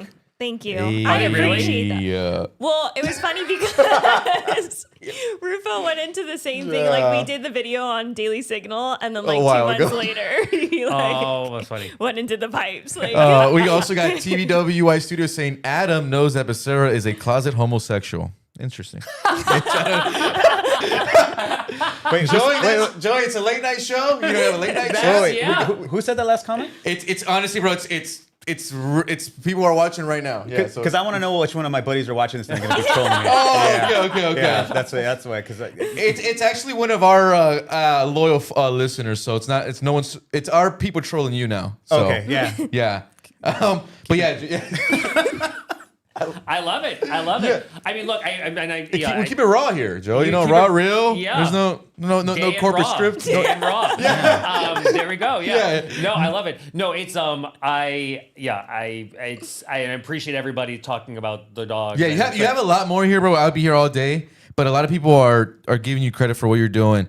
To be honest, man, I honestly had no idea. And I'm a reporter. I've reported on homelessness. I had no idea it was like as bad as it is until I started seeing your videos. And then, like I said, I love that you were able to come today. Then even when I called you earlier, you're like, hey, I'm in Venice. We're arresting people right now. I mean, whenever I post something now, people are like, "Oh, another dog on Skid Row." I'm like, "This is not just Skid Row. It's Skid Row. It's Venice. It's North That's a good Hollywood. point. It's Hollywood. It's Compton. Compton. That's a whole other conversation. But it's like it's every district in Southern California. Joey, go back to Compton. What's up with Compton? Is that like the Compton capital of is animal abuse? or worse something? than Skid Row. Really? Compton is worse than Skid Row. It is so How? bad. Oh. It is because first off, Compton's more spread out, and it's like where Skid Row is more centralized. But it is, I mean, some of the worst cases of you agree? They call them ghetto elk because they run in packs. And The dogs? Yeah, out there. They call them ghetto elk. Damn. Yeah, Yeah. so they have packs of dogs that are just out there, just mobbing the streets. dang. We went with James Glug. James Oh, Klug, we Klug. love Yeah, him. he's We love amazing. him. And, Yeah, and, our OC white boy. Julio, And actually. Julio Rosas. Yeah, Rosas, yeah. We do want him to be deported, but we love him. Send him back to Guatemala. When me and Julio Rosas went to Skid Row the first time we went together, there was 3 dogs that needed emergency care. One that was force-fed drugs, and it was crazy. 2 weeks ago, that dog was on Skid Row, happy and loving. 2 weeks later, the dog couldn't even move. The next dog we were rescuing, the dog's leg was falling off. Oh my and the gosh. owner thought it'd be a good idea to do try to dissect the dog's leg. Another dog we rescued that day, the leg was broken, and that was just one day. Yeah, welcome to LA. Welcome to LA. And then then we went to Compton, there was a whole alleyway filled with chained up dogs. I mean, like literally chained up dogs and puppies and having seizures and it was so gross. And I called out the mayor of Compton, and I didn't even know there was a mayor of Compton, but Emma Sharif, and she blocked me. She didn't have a rebuttal. She didn't have anything to say. She just blocked me. And on Instagram, I'm like, you are such a coward. Nithya blocked me too, by the way. But then I posted that, and then she unblocked me. But it's like, how can you just talk about it? Like, just if you're the mayor, if you're a city, you have to talk about it. And I mean, Compton's horrible. There's a Van Nuys. I mean, every place in Los Angeles, they're letting down the dogs. That's crazy. What's it's crazy bad. too, Joey, is like you know, for a lot of issues that are like polarizing, it makes sense why some officials would ignore it or whatever. But like when it comes to dogs, it's like if you be brave and solve it, you win the left, the right, independence. Well, you win it's- people yeah, who are it's not a partisan Yeah, it's not a issue. partisan issue, but they're so bad at handling this. It's They're kind so of bad. I don't get And it. I think for one of you said it before, and I think it's because they really do suspect and want us just to be like, I think it was you said it, they're like, eventually, if they're not going to respond, they hope that we'll one day just be like, okay, we lost the fight. But all it does, it just gets us more angry. Yeah. Like, it just kind of fuels more fire for us to I also personally believe like Spencer kind of lit a fire in a lot of kind of like the independent media activist world where we're like, you know what, if KTLA doesn't want to cover it or KCAL, we'll just go harder. And I think that it's getting to a point where they're not going to be able to run away from the issue too much longer. So it's getting interesting. But yeah, Adam, we need you to save the dogs, bro. You know, come to Skid Row. a little while ago, we were just kind of talking about like again, like all the problems that we're addressing right now. There is a solution to it. The thing is none of the politicians have the guts to actually do it. None of the politicians have the guts to enforce the laws, to create the injunctions, because they're afraid that if they do enforce this injunction, this law, whatever it might be, then they're going to go be labeled as a racist. They're going to be like, oh, this is what do they do? It's affecting the unhoused. It's oppressing minorities. The minorities. It's those people. They're going to come up with any way. Because I'll tell you right now, there's been times where we try to do cleanups over there, right? Not even just on Skid Row. On Skid Row, yeah, on Skid Row and other areas, right? But where you have they'll try to do cleanups, and activists will show up to fight against the cleanups. Oh yeah, yeah. LA Can. LA Can is a big one. Yeah. So it's like we're trying. It's crazy. Yeah, we're trying to clear up the trash so the rats aren't sleeping in the cots with you guys anymore and stuff like that. And it's just, but like to give you an example, what we're up against on the law enforcement side, there was a law enforcement agency that showed a cleanup of a homeless encampment. And as they were showing the cleanup of the homeless encampment, they were showing all of the rats that were in the sleeping quarters of the encampment that are cleaned up, like among the bunk beds and stuff like that. And these rats look like possums, right? They're massive. They're massive, right? But that agency got in trouble for posting that video. Why? Because it was showing the unhoused in an unfavorable light. This is what I give up. Yeah. No. Joey's giving up. Yeah, I don't know what a camera shot of Joey. Yeah, and again, that's what I'm saying. Like when you have someone, and again, I'm not going to say DeSantis is perfect or anything like that, but I mean, I don't live in Florida. My cousin does. They ain't coming back. I'll tell you that. But I understand that he's not perfect, but the thing is that he understands that hard decisions have to be made. He also knows how to use the law. He also knows how to. People forgot of like how base the sentence was during COVID. He also knows how to be articulate and explain what he's doing. Yeah, and that's what's I think that's missing for a lot of politicians or a lot of people that enter the game. Like DeSantis knows how to articulate his purpose and what the goal is. And hey, it's going to be rough. And Florida's different, man. Like there's this one sheriff over there, man. This guy's hilarious. He got one of his officers was involved in a shooting. And they said, how do you feel about your officers, being involved in a shooting? He says, I guarantee you that if you go in and shoot one of my officers, they're going to go ahead and shoot until they don't have any more bullets. And so Florida's different, man. They just they don't tolerate it, right? We don't have the politicians out here in LA that are going to, I'm not saying we're going to go shoot anybody, but but they don't have the politicians here that are going to say enough is enough. We got to stop handing out needle exchanges. We got to stop making drugs so accessible to people. We can't, we have to create an environment where homelessness is no longer comfortable and they have to take resources now.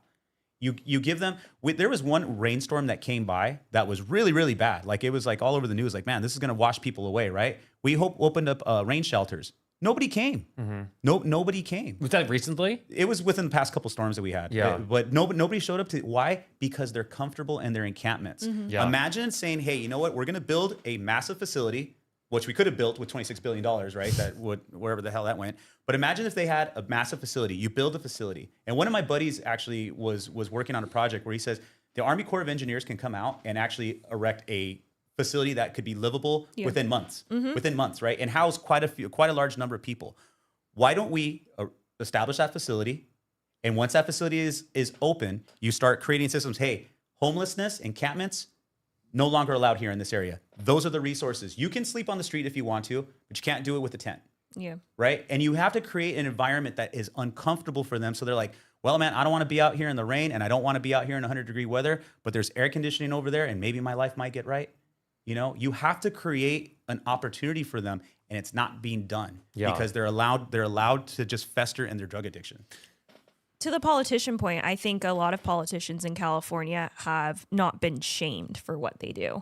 They've been applauded, and I think that the corporate media that has reigned out here under the supermajority of California for over 15 years has allowed that to happen. They've pushed away stories. When the Swalwell story broke, you had people being like, well, we knew about this back decades ago when he was out up in Northern California. And it's like, okay, so where was your story? Like, why didn't you publish it?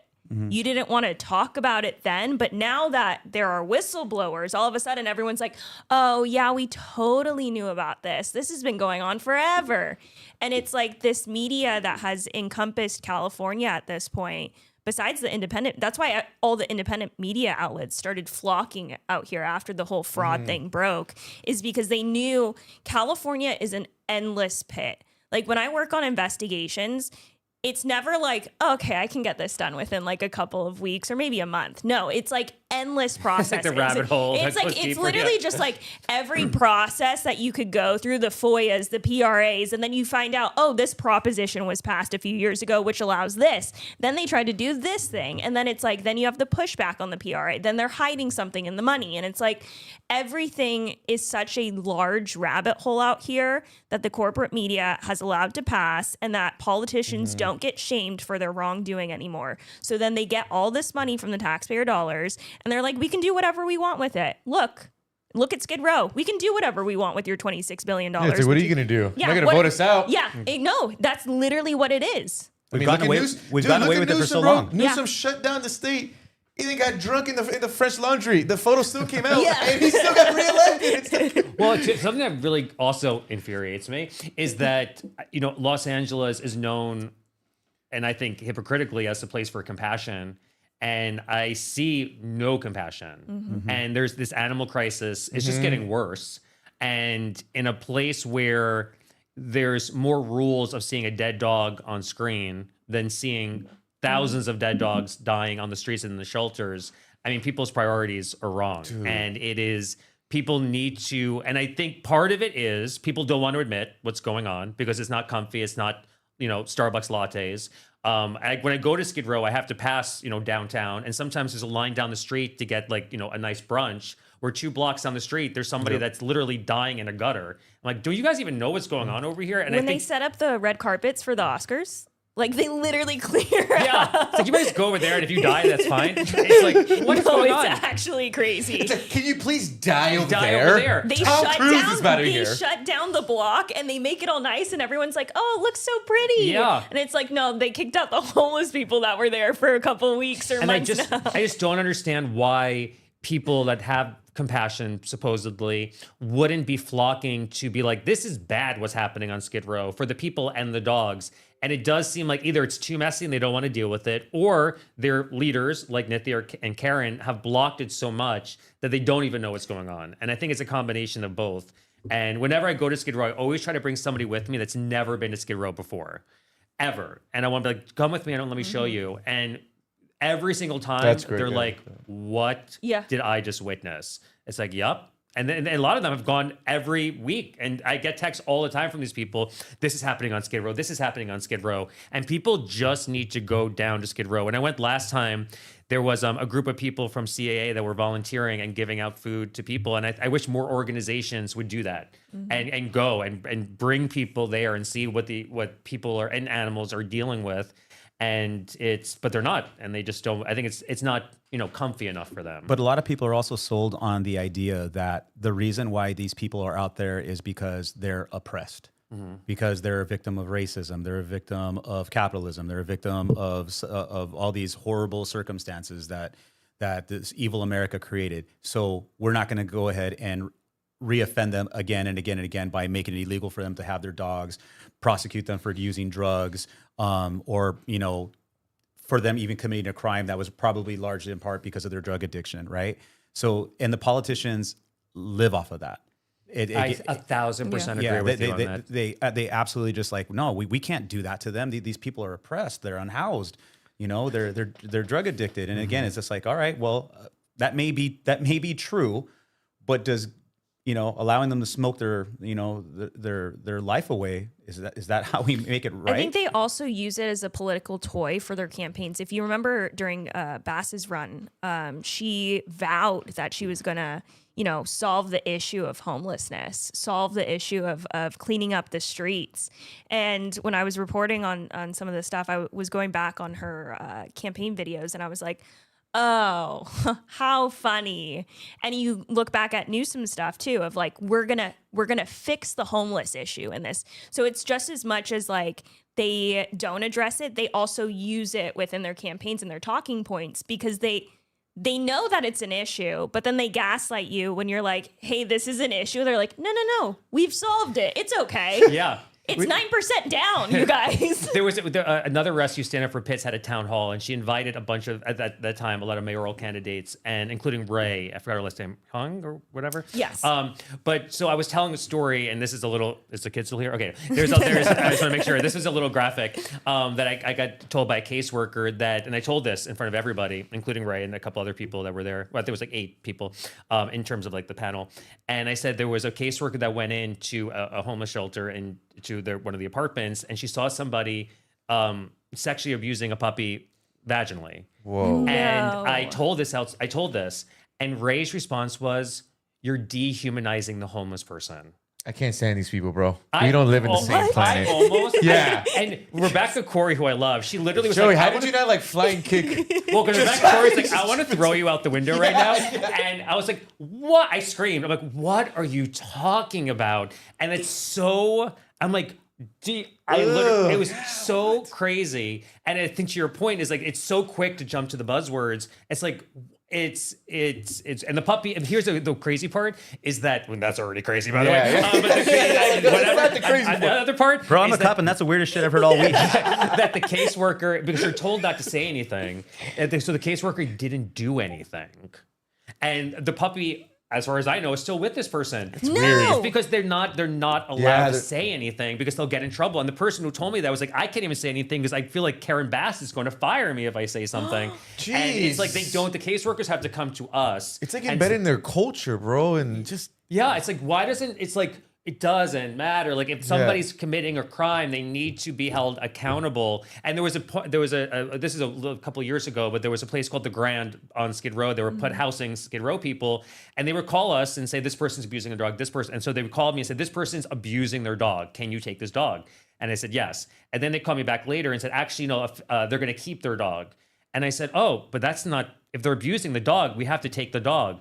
And they're like, oh, you're just being racist. I'm like, first off, you called me. I can't do Second, this, bro. I don't even know what this person looks like. And if the person's even in the place, like the people abandoned. And I'm like, it's like, what are you talking about? And we couldn't do anything. And I don't even know what happened. it's to that the dog. buzzword, bro. They just go to a buzzword, races, this. And It's like, is it that in the progressive It's like, DSA playbook? isn't it more inappropriate to let people of all genders and races living on the street and suffering? Isn't that more horrific than trying to help them? I mean, it's like it's so twisted and backwards.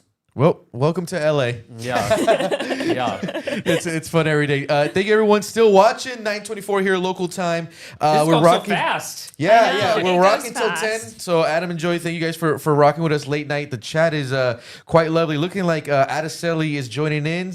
Hi, Adeseli. Thank you for watching. It's a little bit past midnight over there in the East Coast. She had her Tim Pool appearance. Adeseli saying, someone said I was toxic. I'm about to show you all toxic. What does that mean? Date a Latina chick and then she'll show you, bro. Terrified. And yeah, you know when a Latina really loves you when she tries to stab you and calls the cops. So Sounds like a personal story. yeah, me and Jorge. Jerry know all about that. But no, thank you guys, everyone that's watching, especially East Coast. Thank you guys. TBY Studios. Let me see. We got Richard Sweet 7842 sent facts. DeSantis had bass balls during 2020. Best governor that I have seen. Yeah, people forgot, man. DeSantis was very, very in front of the curb. Why do you think Rick Caruso didn't run? Oh, I kept seeing that man. debate on Twitter too, actually. Why? Because I feel like he was hinting at it. Is it because Spencer was running and he didn't want to like mess it up? No, I don't. Right? That can't be You it, know, right? I heard things that he.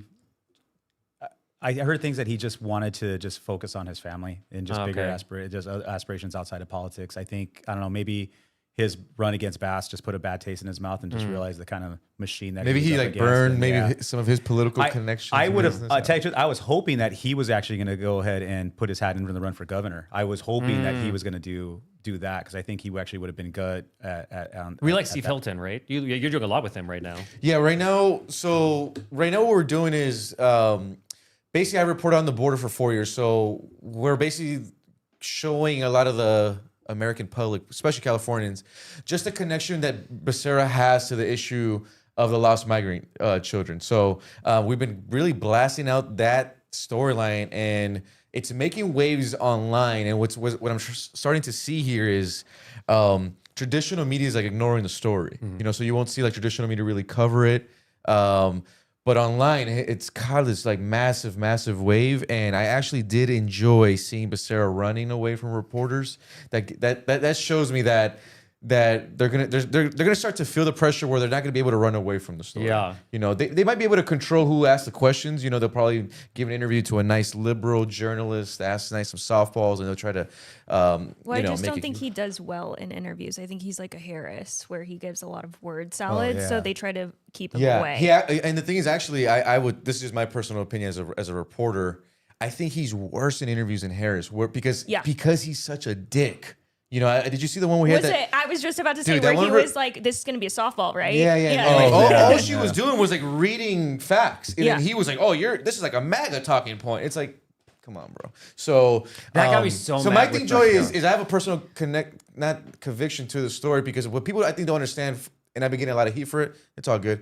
Is it's different when you cover the border for 4 years, and it's almost maybe you can relate with the dog issue. It's different when you see it for 4 years, and I saw the rape trees, all the stuff you already, women assaulted. I saw kids drowning in Eagle Pass, Texas. I saw kids abandoned. I found kids myself with Texas DPS. So when you see all that and you're part of that story, how deep entrenched I was, it hits different when, oh, this guy's gonna run for governor in our state. I don't think people realize, like, where are you getting heat for it? Well, people are like, "Oh, you're choosing a side." I'm like, bro, I've never endorsed Hilton. I never even told anyone to endorse Hilton. I'm more making the anti-Becerra case. And I think the thing is with the American public, and this is no fault of their own, is Biden lost for a large part of how he handled the border. But people don't connect Becerra to the border because he's in the background, HHS secretary. So it was more Biden and Harris took it, but they don't realize the role that Becerra played when it came to releasing the children. Well, and I thought the children was only a small part of I think what the media talked about. Yeah, and I think that the New York Times did a great job of pushing the story by sending reporters, bro, to these corporations and finding children labor trafficked. And then in my reporting during these years, I was finding Honduran children labor trafficked on marijuana farms here in San Bernardino County up to Northern California, up in like Shasta.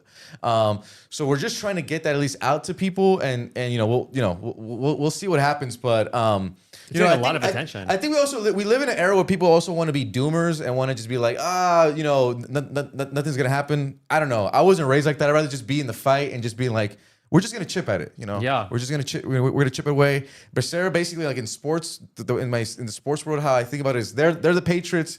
They're Tom Brady. They got the perfect record. They win the Super Bowls. But we can at least play the underdog route. We could beat the New York Giants, and can we at least get it close to the fourth quarter? Yeah. That's it. That's it. I was talking to Tori about this yesterday, and the thing that infuriates me about the story with the children. Okay, the human trafficking alone was just. I watched your reporting, man, and there were certain videos that I came across, man, that was just heartbreaking. Like I remember there's this one. Joey, really quick. There's been an assembly line of kids all alone, and they all have the cartel bracelets, and they don't know where they're going. But they already have addresses written on where they will be shipped. And one of my reporting videos, my bad, bro, I didn't want to interrupt. No, please, but just really quick, just before I hand it off, because this is what stuck with me. Is I remember I was doing a report for the Daily Caller, and I interviewed 2 sisters and a brother. They're all technically unaccompanied minors because they were abandoned. And what was sad is I remember doing that reporting for the Daily Caller, and then I read the New York Times one. And New York Times said that the administration was losing 1 to every 3 kids. So then I go back to my video. I'm like, wait a minute. These 2 sisters and brother, they're all gonna be split up. And what's sad is one of them is gonna get lost in labor trafficking. And that's just the reality. Yeah. And by the way, if I don't respond to something, it's because I'm shocked. And in that case, just like, I have nothing, I don't know what to say, so I'm just gonna be silent and just. And the thing that just that again, it's like I followed your reporting on the border, man. And again, dude, you got threatened by cartel members. You had pistols pulled on you. You went. Pistol on Yuma was nuts. Yeah, you did. I mean, the reporting you did down there, man, was just so amazing. And I'm just like, dude, why isn't he in front of Congress right now talking about what he saw? But this is the thing that gets me so mad about Becerra, right? Because he wants to go ahead and run as the Latino candidate. You know, Yeah, I'm an that's immigrant. My family immigrated here, and so on and so forth, right? But you were in a position where you saw over 145,000 kids.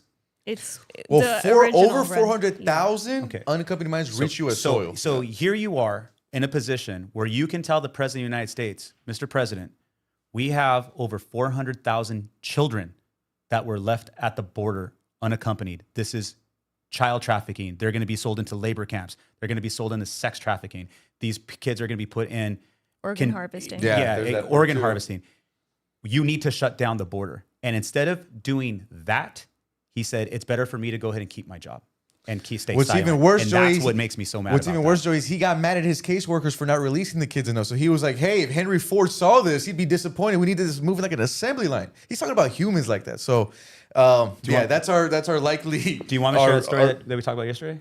Which one? Remember the one I told you Oh, about? yeah, the yeah, case? you can mention it. So there was in California or in Pomona, they had to have a labor camp, not a labor camp. It's may as well, right? It was basically no, labor but camp. yeah, basically it was, right? But this is where they had to send the kids for placement, right? Because they were all unaccompanied, and so they were over at the Pomona Fairplex. So my friend works for the county as a social worker, right? And there was an overtime opportunity that was presented to county workers to help the AHS. HHS. But the feds, bro. The feds help these kids find placement. Well, the county workers who do this for a living said, hold on, we have kids 1 through 10. They don't know each other. They're not related to one another, but they're all being released to the same house, the same address, the same phone number. This is human trafficking. It's not a question. This is human trafficking. They brought that to the attention of the supervisors, and the supervisor said there's nothing they can do. This was supposed to be a month-long overtime opportunity for county workers. Once they brought it to the attention of the county, of the federal supervisors, they canceled the detail because they were reporting that these kids are being put in dangerous situations or possibly being trafficked. And right now, bro, I'm working with a whistleblower who was a team lead at that same Pomona Fairplex, who was saying that they were rushing to hire adults, and then that the adults were using the restrooms with the kids, and that she would bring it up, and everyone just like kind of turns a cheek, man. That's like the culture in all these migrant facilities, and that's just one, bro. That's one in Pomona. That one's a small one. The ones in Texas were holding up to 2,000 to 3,000 kids. Damn. It's crazy. Yeah, it's bonkers, but yeah, California. So. We got Becerra now running away from This is the reporters. most depressing conversation I've ever had at 9:30 Yeah, we went from p.m. dogs, bro, This is the most to depressing conversation. At 10, and going back to Skid Row, I mean, my rescue partner actually rescued a 7-year-old child that was being sex trafficked by his father. And she also found an infant tied up naked in a tent while the adult supervisors were looking for drugs, looking for crack. And it's, I mean, there's, I know I deal mostly, if not entirely, with dogs, but like there's so many children there that don't have basic needs. Or actually the woman that I was talking about that was giving her dog Narcan over and over and over again, she's a drug addict and she's 8 months pregnant and she's still doing drugs and she's completely homeless. She's kicked out of housing. And it's so depressing what's going to happen to that child if the child is even still alive. So sad. And there's 16-year-old girls being raped on Skid Row and giving birth. And I was talking to somebody there that's there all the time, and he's like, "What do you think if this child survives and when this child is raised on Skid Row? What do you think is going to happen to them? They're not going to see life like I don't want to say normal people, but like other people, and they're going to be raised to think that this is the world." Always, yeah, exactly. Yeah, and they're going to be grown up, and the cycle is never going to stop. And I'm so thankful that the 7-year-old child was rescued, but I'm thinking about all the other children that's there what I was gonna say, that too. is It's not, like- and you never hear from them, and they grow up to be the only thing they know are gangs and all that, and it's The cycle repeats. That's yeah, it. exactly, The cycle's yeah, gonna repeat. yeah. Well, welcome to LA. Sounds like we're ready for the Olympics. Wait, when are the Olympics again? I think we got them like in a 28? 28. Yeah. Okay, so yeah. I keep reading reports that we don't have enough cops, which is not surprising. We did survive the World Cup, but it's different. The Olympics is like a different The thing. Olympics is going to be like It's all like over. it's like so spread many out. events going on, and I don't even know. Is it going to be solely to California? Yeah. Yeah. Oh, Olympics see, in that's LA. different. The World Cup is everywhere. That's Yeah. why, like, because you have the surfing down in San Onofre, and then you have, they're going to use the UCLA stadiums for some of the athletes up that's there. right. But you're going to have everyone kind of spread out all over. What I've heard is major security concerns, not just on cop wise, because the numbers are down in LA and everywhere, but security concerns of like terrorism. Jesus. Yeah. Yeah, so Richard Sweet, you want to be LAPD? They're hiring for Olympics. Wait, can I say something kind of positive? Yeah, I love your nails. Please. Yeah. Can we shoot a close up of the nails? Show the nails, They're Haley. very glossy. Yes, and pretty. queen. Can we get some yes, queens? Yes, queens in the chat. But Joy, I do want to keep it positive because at least I think, at least for me is in moments like this and what happened with Spencer and everything, it's like there is a great like enlightening, awakening. Like I didn't know about the dog issue, and now I'm more on board, and I'm seeing. Obviously, we're trying to have you on our platform to highlight it. But like, did you at least see that where like more people came to the issue? I feel like you woke up a lot of people, right? 1,000%. 1,000%. A lot of people in LA didn't even know there were animals on Skid Yep. Row. Yeah. That's and where I now was. they're like they know that there's animals and they know that there's abuse, and it's got the attention. Karen Bass was just on Skid Row 2 days ago to specifically for the animals. Nithya came to my house, and by the way, I'm not giving either of them any credit for what they're doing. This is their job. They should have been doing this for years. But it's forcing them to address it. It's forcing them to address it. And frankly, I don't think either of them are addressing it well, but I think that they need to there's a lot that they need to do, and neither of them I trust at all. But the public is paying attention, and what I love seeing is on all the when somebody posts about animals in Los Angeles, I see the comments, and so much of it is Skid Row, Skid Row, Skid Row, Skid Row, Skid Row, and to me that's great that people are opening their eyes, and I want people to know too that it's not just Skid Row, it's every place in Los Angeles that is suffering from the animal crisis, not just in the shelters but on the streets, and I implore, especially during the hot weather, is like go to the nearest homeless encampment and see if they need anything, and if they have dogs, give the dogs water, or just give them water, and it's wild. And sometimes on Skid Row, they don't even let people give their dogs food or water because sometimes they're laced with stuff.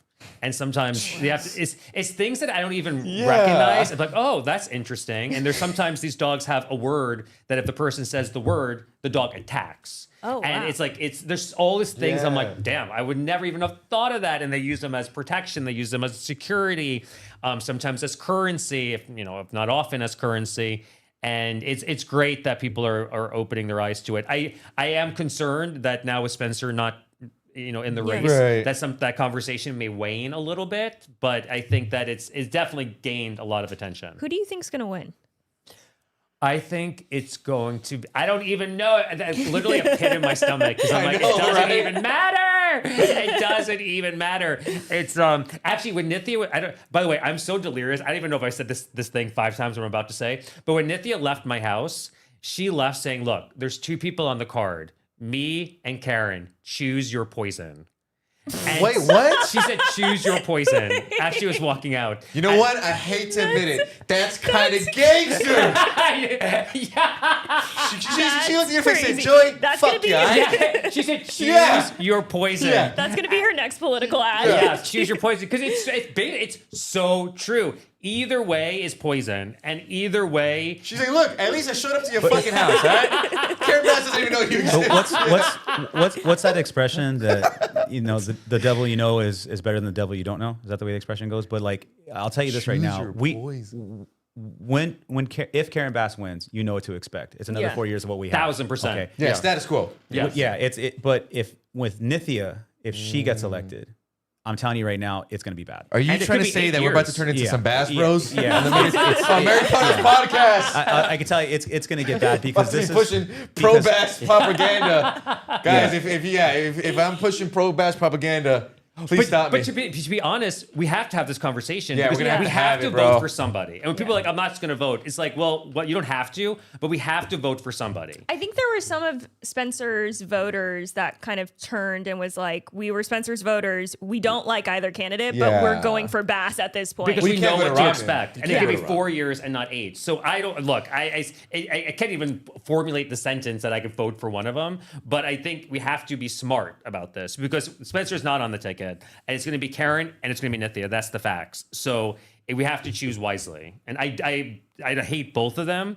I think Nithya is more unpredictable, which is to me more dangerous. Yeah. Well, I actually think she's very predictable, and it's very bad. Yeah. What do you see if Nynthia goes in? What does LA look like? By year 2. By year 2, Are we all furries? yes. The department will take a huge hit. Public safety will take a huge hit because right now that particular agency that covers all of Valley City is going through contract negotiations. They just entered the last year of their contract, which means that when she comes up, they're going to be looking at another contract negotiation, and she is not going to give raises to the officers, which means they're just going to go elsewhere. So right now, there's a huge shortage. The numbers in that agency are lower than they've ever been. Lower than they've ever been. Again, with the Olympics coming up, and again, we're getting harvested, or those agencies are getting harvested by other departments that aren't around the city that can get paid just as much or even more and doing less. Come to work Orange County, brother. There you go. Yeah. Yeah. So, but public safety will take a huge hit. Do we get government-run grocery stores? I don't. You know what? Do we go Mondani style? No, probably- I don't. She's not like on that. I don't think she's on that list. She's got the She's DSA. She is, right? Yeah. She is DSA, but I almost kind of think that they're running their experiments state by state. Let's see what we can do in New York. Because if they go a full dummy on both things and nothing works out, I think it's kind of like political suicide for them. Let's keep the convo going, guys. I just want to bring up a headline because it is a Nithya Raman one. If we can, Jerry, on my storyline number 3, guys. The headline, I don't know if you guys seen this yet, but I saw it on local news and it was kind of going viral. It was, I guess, in Nithya Raman's district, they invested $1 million into this Runyon Canyon restaurant. The bathroom? bathroom. And it is Yeah. still not open? Closed. So local media did a piece on it, and it just caught flames on social media. So we can keep the conversation going, but I guess that's what type of leadership we can get There's from Ron. Matt Seardoff, and I hope I'm saying his last name right. He's great. He's fantastic. Yeah, he's great. And he is so exposing homeless Incompetence, villains. all that stuff. Incompetence and the bathrooms, and he is so great. He covered Skid Row a couple of times. Love him. And that's So you ready for that, Joey? Restrooms across the city that we cannot use and we'll be spending millions of dollars. Yeah. Actually, on Skid Row, there's a park, a San Julian Park, and they have state-of-the-art bathrooms. Oh yeah, those bathrooms that Half of them don't even work disgusting. anymore. But here's something too that I think is important. There's a city employee that works at on San Julian Park, and her name is Lisa, and she is 5'2". Small and very just a woman by herself on Skid Row. The city, and Isabel Jurado made a statement in a news report relatively recently. It's like, I want people on Skid Row, the city employees and the people there on the streets to have respect and dignity. This is somebody who has no protection. There's shootouts there. There's drug violence.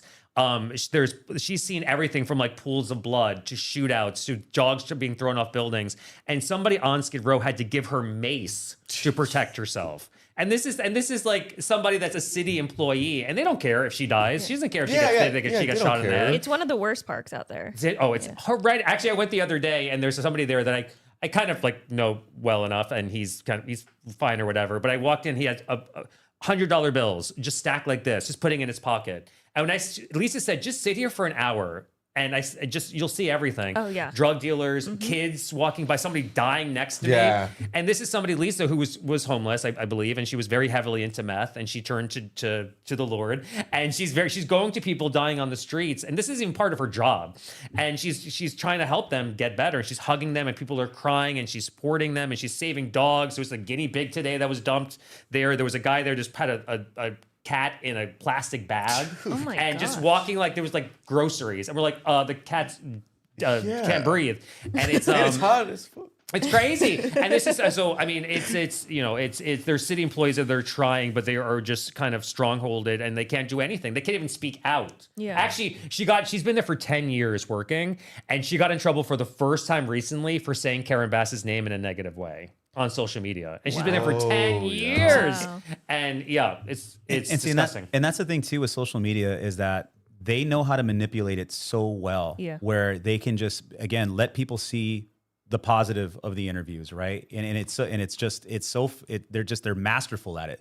The way they're able to manipulate it, again, like these stories that they're not gonna hit the eyes of the voters that are, again, putting them into office. They're gonna be like, wait a minute, I'm voting for her. Yeah. I'm allowing this. Wait, how many kids were trafficked across the border? Wait, what? Like, they're not hearing these stories, and this is, again, having good journalism and good journalists and reporters that are out there. They are so soft on these people and they let them off the hook. Where it's like, no. Answer the question.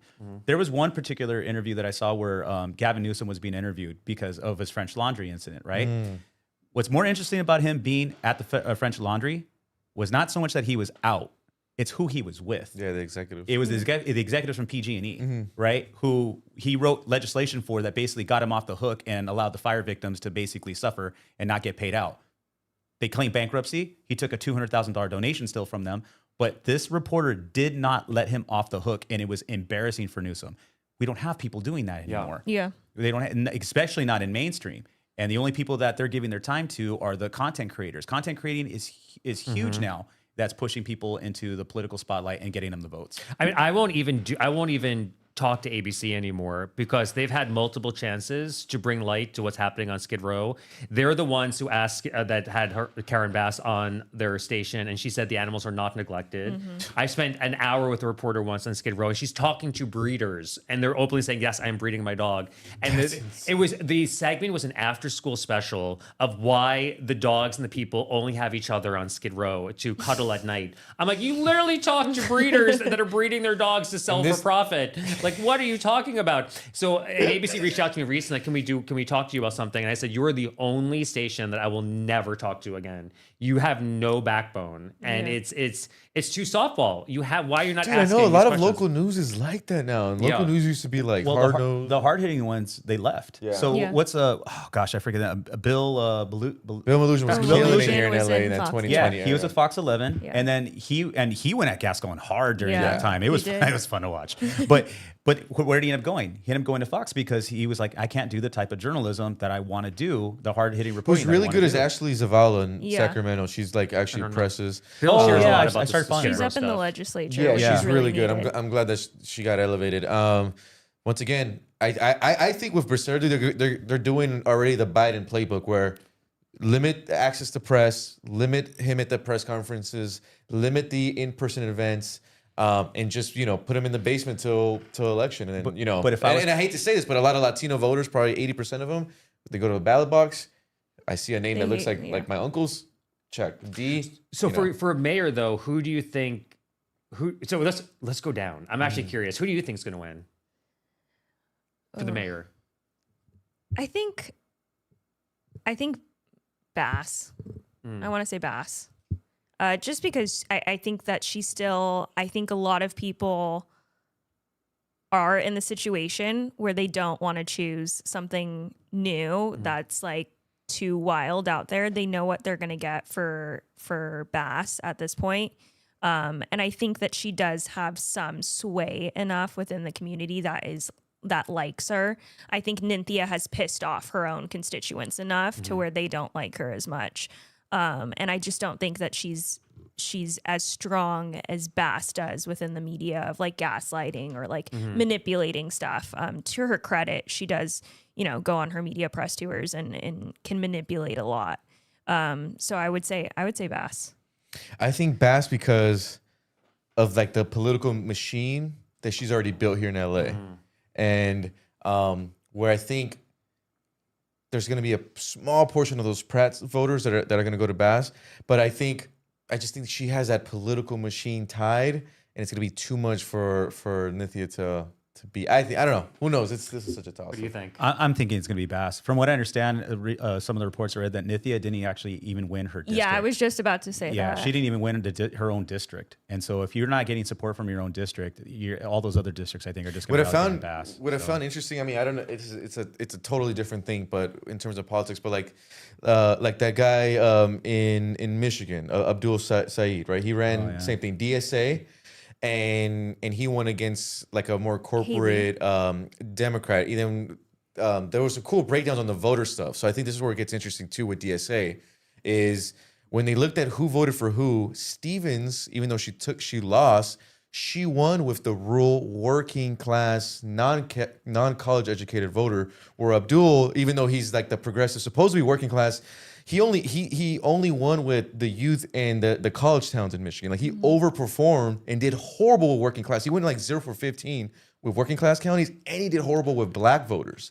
And actually I see that trend a lot in New York and out here, where like, if you actually look at New York, who voted for the DSA, it's not like Latinos, working class, not black people working class. It's just white, highly educated liberals. Usually, it's a highly educated class, and I think you kind of see that with Nithia's kind of coalition. It's going to be that young, like she really has to maximize that base, and it's hard to maximize that base always. Where Bass is like, I got unions down. I got a machine. I will say that there are some Hispanic DSA members out here that have pushed up Nynthia quite a bit. Oh, there's Unisys? one Yeah, they're, influencer that Unisys. like is really he's Latinx. Those are the Latinx. yeah that they like to push Nynthia up. I do think it's about how much grassroots the DSA is going to pour into harvesting ballots and doing their work that they do out here. They're really smart about it. They know what they're doing, and I think it's why it's like the hard part of someone like Spencer who's running against this machine that you have the typical Democratic line machine. Now, Karen and herself is somewhat aligned with DSA in that part, but you also have Nynthia coming in that has the stronghold of the DSA, and that machine in itself is like a completely different thing. And that machine is gaining momentum too now. I will also say though that I do heavily believe that Nynthia never intended to run. I think it was because when Spencer announced and that movement came, that she put in her name that last minute there. It was like the last day, right? It was the final day. Yeah. I didn't know and that. she had already endorsed Bass by then. Oh, I didn't even know. Yeah. Oh, they hate each other now. Yeah, they hate each other now. But she had already endorsed Bass by then, if I'm remembering correctly. And so I don't think she ever intended to do this, which is why I think her campaign's a little bit weaker. And Bass already has, the unions and stuff behind her. So I think that... Well, didn't one union just go to Carpenter Nithya? union switched. Yeah. They just switched. And actually, I spoke to some of them, bro.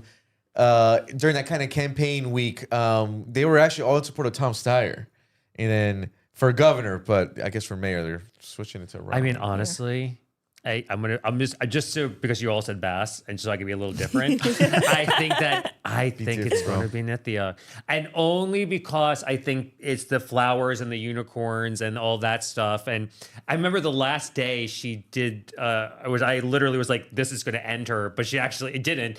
The rest is still unwritten. That whole like she was like turning around and the hair was flowing. I'm like, there are people dying on the streets. Do people not realize this is going on?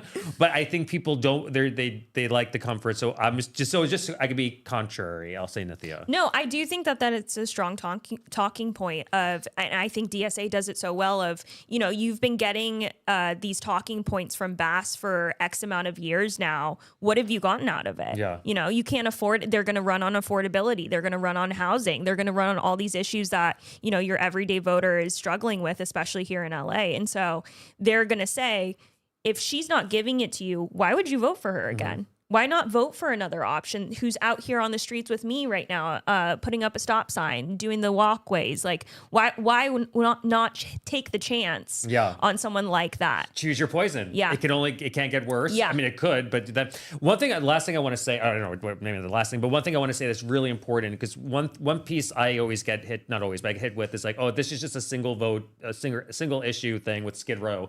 But it's so important to remember that Skid Row bleeds into all of Los Angeles. I mean, there's just from the animal point of view, like dogs are being bred on Skid Row, being sold in Hollywood, being sold in Venice Boardwalk. The drug dealers are getting so rich on Skid Row. We actually just put somebody off Skid Row into rehab. She was spending $350 a day on fentanyl. Jeez. $350 a day. These drug dealers are getting so rich, and it's making the criminals more powerful. And it's making the animal crisis worse all over Los Angeles. So I just want, when people think Skid Row, they're like, oh, it's just centralized and who cares? I don't have to worry about it. It's just 10,000 people, 40,000 people, or whatever. But like it really does bleed all over. I agree. Well, the housing is moving into Inglewood's the new spot. Venice is the new spot. They want to build that up for like a new Skid Row area, and all of them on Skid Row know it too. Yeah. They talk about the housing complexes in Inglewood. They're a lot nicer. So why stay on Skid Row? Like, Go there. Yeah, might as well go there and infiltrate and have a little Skid Row in there. Then go over to Venice. You know, Venice had a problem. Santa Monica had a big problem with homelessness. Like it does bleed all throughout the county, and I think that's one of the biggest differences. You know, I live in Orange County. As soon as I moved, I was like, oh, this is a major difference. Yeah. Every time I have one of my friends from LA County come down to Orange County, they're like, whoa. yeah. but like I said, like, so again, well, like one of the things that like the politicians that are really good at, they're really good at creating problems and they're really good at solving them, right? And one of the things, again, because I'm myself and my officers are out there like on ground level with it, we see like, okay, this is going to work, this is not going to work. One of the things that you can actually do, again, like what you tolerate, right? You're going to get what you tolerate, is why not restrict LA resources strictly to LA residents? You're from out of state, you don't qualify for state assistance here. You don't qualify. You live in Inglewood, you don't qualify for state assistance here, because everybody is just coming to like The Walking Dead, and they heard a sound and they're all just coming to Skid Row because that's where all the resources are at. I mean, dude, we have our homeless are obese and have cell phones. No wonder the rest of the world hates us. I mean, this is a very stupid problem that we're having, right? But it's all because we tolerate it. Sounds like a policy solution. Are you going to run anytime soon? You know what? I've flirted with that idea, and one of my friends, Erica, who I know is watching me right now, she says, you know what? You can actually have a lot more impact as a nonprofit organization than you could as a politician.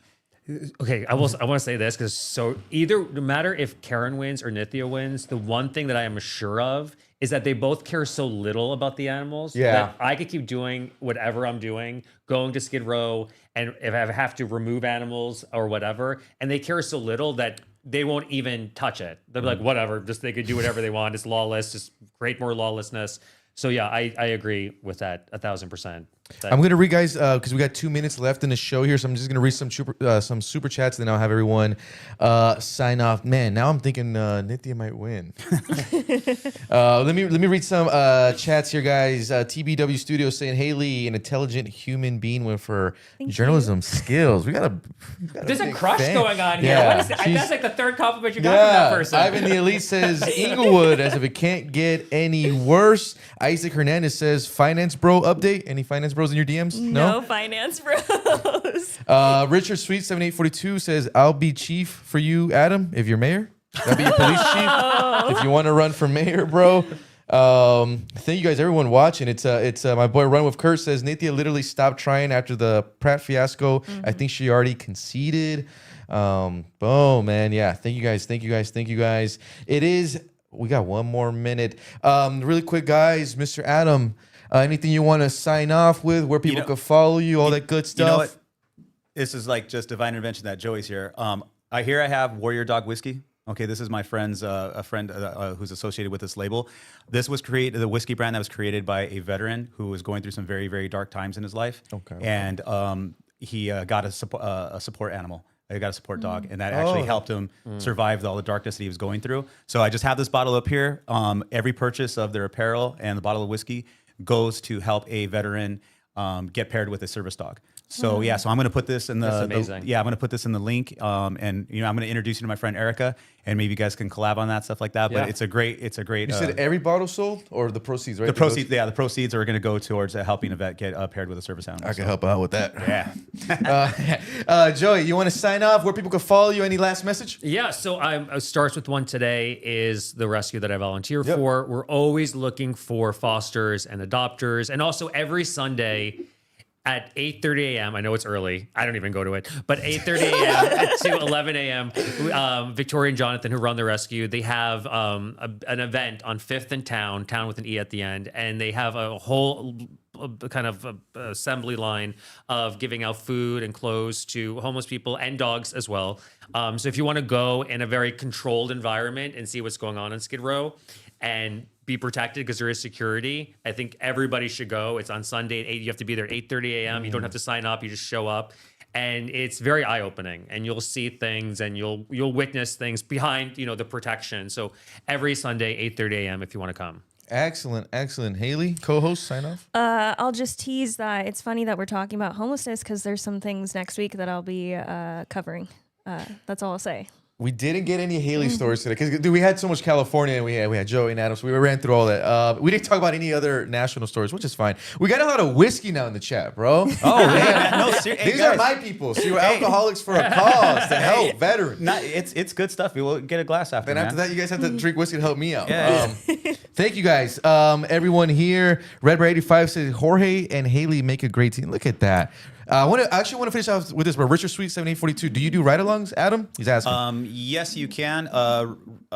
Just if he wants to go ahead and message me, I can go ahead and help him out with that information and make sure he's in. Where can they find you on Instagram? Adam Garcia.